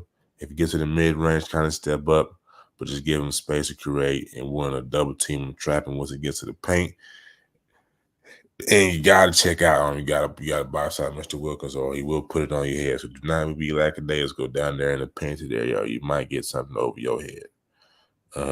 Ted Neal, another guard, another small forward, another forward at Newton. They're going to be a backcourt team. Who else? Derek Cooper, Woodward Academy. We just talked about them. Ethan Carter at Langston Hughes. They have a new head coach this season. So they're under a new regime. It's going to be interesting to see how that goes. Naj, you have any more insight? I know you told us about the news about they had a new head coach coming in. Yeah, nothing new. I don't think they've hired one yet. I know Ward Welsh is at Decatur now, so he'll be coaching them. But I haven't heard anything about their program and who they brought in just yet. I haven't seen anything from Kyle as well. So I think they're still trying to work through that and get that going before the season starts. We'll probably hear some news here in the next couple of weeks. All right, for sure. And you got Chandler Bing from Pace Academy. Is he playing with Jay? No, he's not playing with JR. He's playing with Chatfield. I saw him at the Nike Elite High School Classic a couple years ago.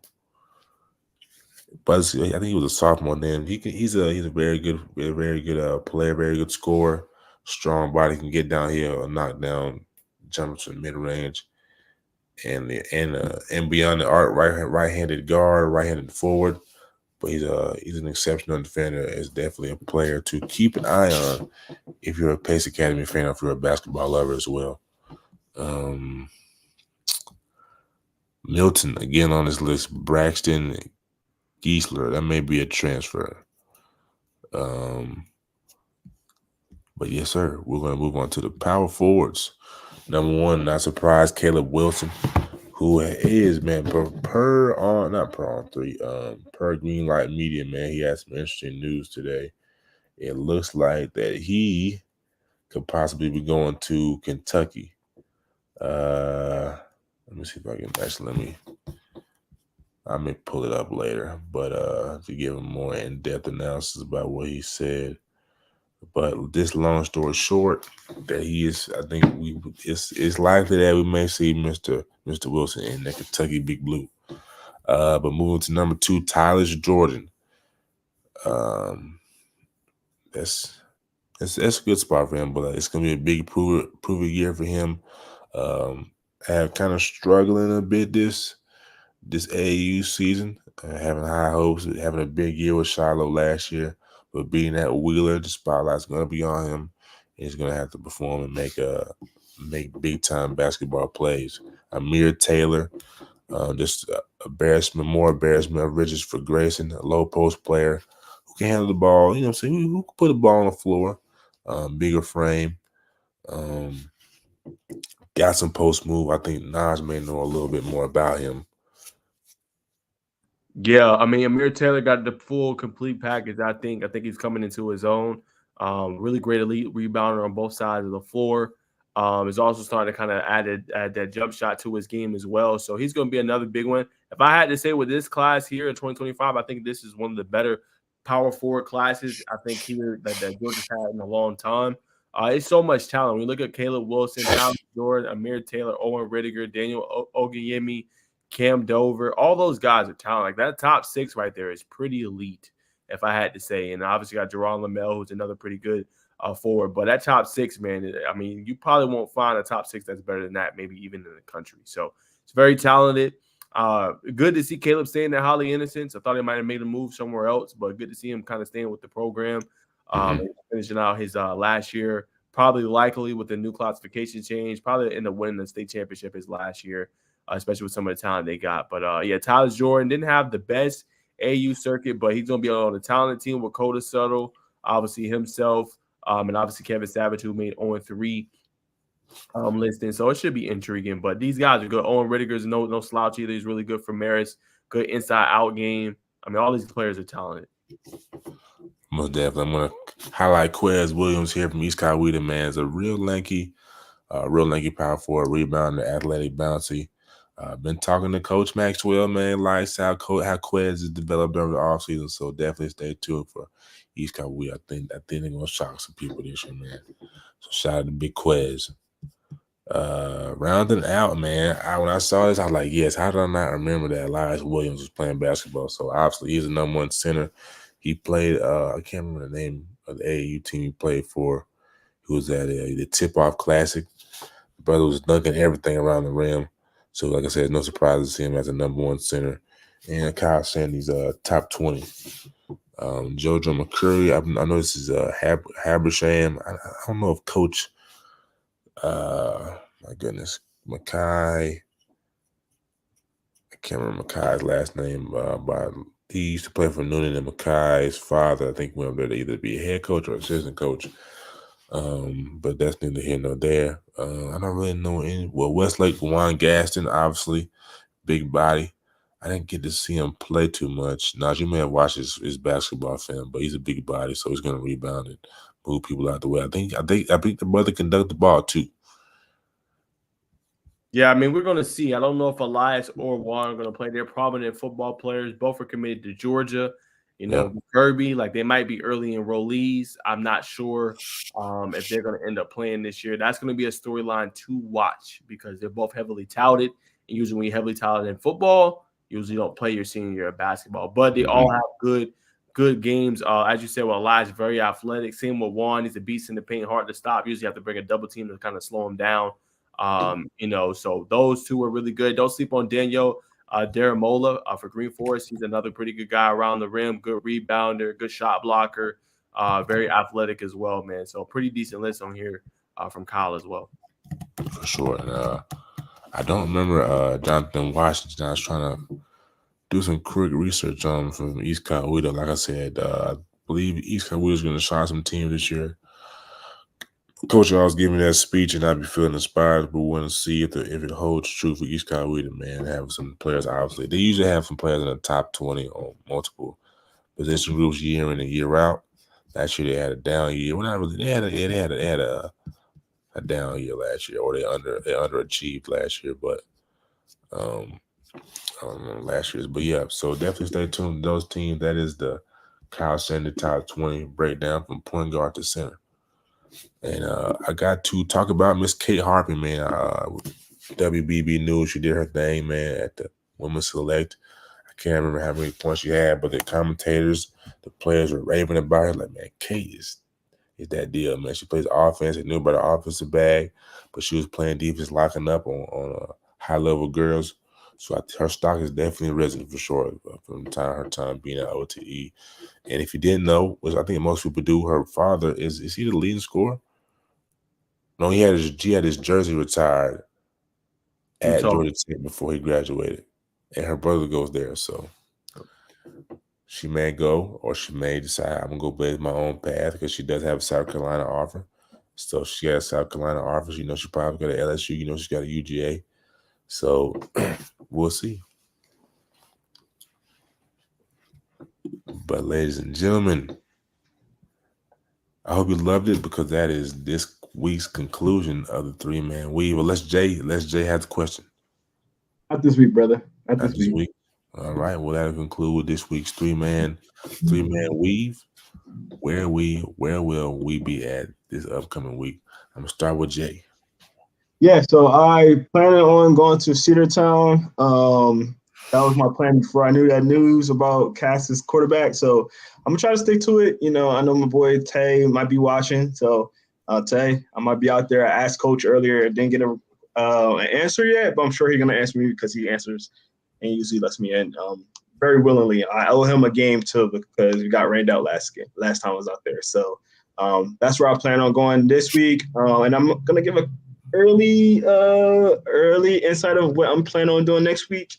Next week, I'm planning on going to Alabama to watch ING Academy face Central.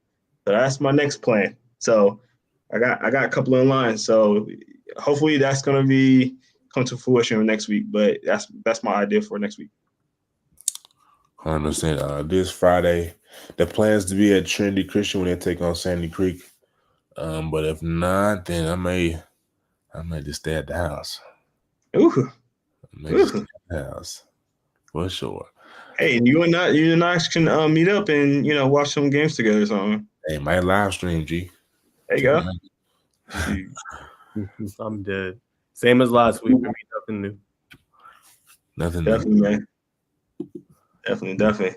All right, let's get to our words of wisdom, guys. This week's words of wisdom. Let's start with you, Bacon. What you got, man? This week's words of wisdom from Bacon is to I would just say just vibrate high, have good energy, man. Stay down, have a plan, stick to it. Don't forget about the gym because you need to be in the gym. If you're in the gym, you're getting fatter. And you ain't gotta see yourself these fat loss pills, these Ozempic pills. Put in your time. Slow cook tastes better. But just go out and network, but definitely have a plan, stick to it, and work hard. Whatever you're going into. Don't let others' opinions dictate you. Mine real quick. I say this: be a trailblazer. Don't be a leader. Don't be a follower. Same Don't be as a sheep. don't be a sheep. Kind of what Bacon was alluding to, with kind of what he was talking about. Just if somebody's doubting you, something, don't let the outside noise affect you. Like if you have a goal and something you want to attain, work hard towards it, and just find a different way to do it. All these great leaders that are prominent and known, like the Elon Musk, Mark Zuckerbergs, the Warren Buffetts, all these prominent guys, like you know how many people told them they can't do it? You know how many people told me I couldn't do it? Like, you can do it. Just keep going, put your head down, put 10 toes down, and keep going. And as Bacon said, go to the gym, put in the work. You know what I'm saying? Like, you're going to feel better. You're going to think better. You know what I'm saying? Ideas going to start coming to you. You know what I'm saying? And you're going to be able to do different things. So sometimes I had to cancel real quick, and I'll throw it to Jerome. I had to cancel on Bacon this week. He had a great plan. But right now, I know what my situation. I can't be going out right now, as far as with, financially wise and keeping my head straight and things like that. Like I'm in grind mode, so I can't have to say no. And it was crazy, Bacon. I got 3 more invites to go out after you gave yours, which is crazy.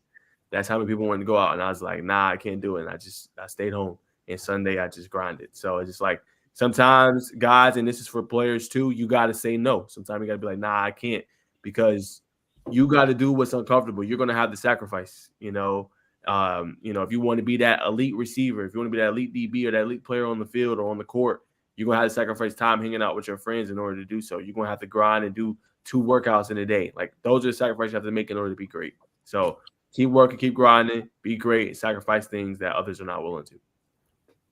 So, Naj, you're saying you're a hot commodity? Yeah. Nah, I didn't say all that.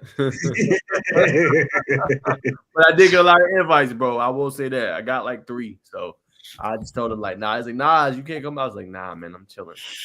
I just try to have a good time when I do, but right now, nah, I gotta stay focused. I don't know, Bacon. He sounds like he's a hot commodity. He's just being modest, but okay. Anyway, all seriousness, guys. It's gonna be a continuation from last week. Talking about when I was talking about making sacrifices, taking risks, and at the end of my conversation, I talked about not only just taking risks, but taking calculated risk. So any of you kids that's out there that wants to take some calculated risks or take risks in general, take calculated risks. So if any of you kids are trying to become a head coach, take calculated risks. Unlike Nick Sirianni, I'm so sorry, I had to mention it again. I know I'm not being serious right now, but calculated risk. Yeah, man. Definitely. I'm not okay, guys. I'm not okay. Anyway, that's gonna do it for us today, guys. I'm not being serious, guys. I'm so sorry, but that's gonna do it for us today, guys. I also got to mention Jacob Wilkins is on City Reapers. I know people are probably tapped out, but he's on the City Reapers as well. So I want to put y'all on. Jacob Wilkins. Jaden Wilkins is playing for the City Reapers. 100%.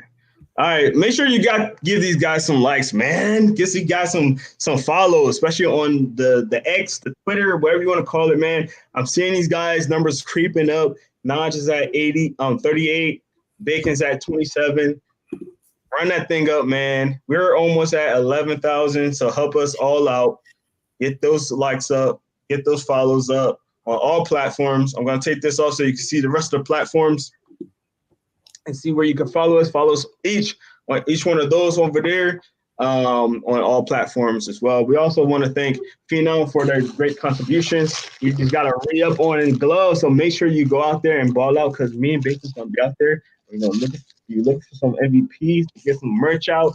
But if you're not at your game, you can still get some great merch on Elite Brand, PhenomEliteBrand.com.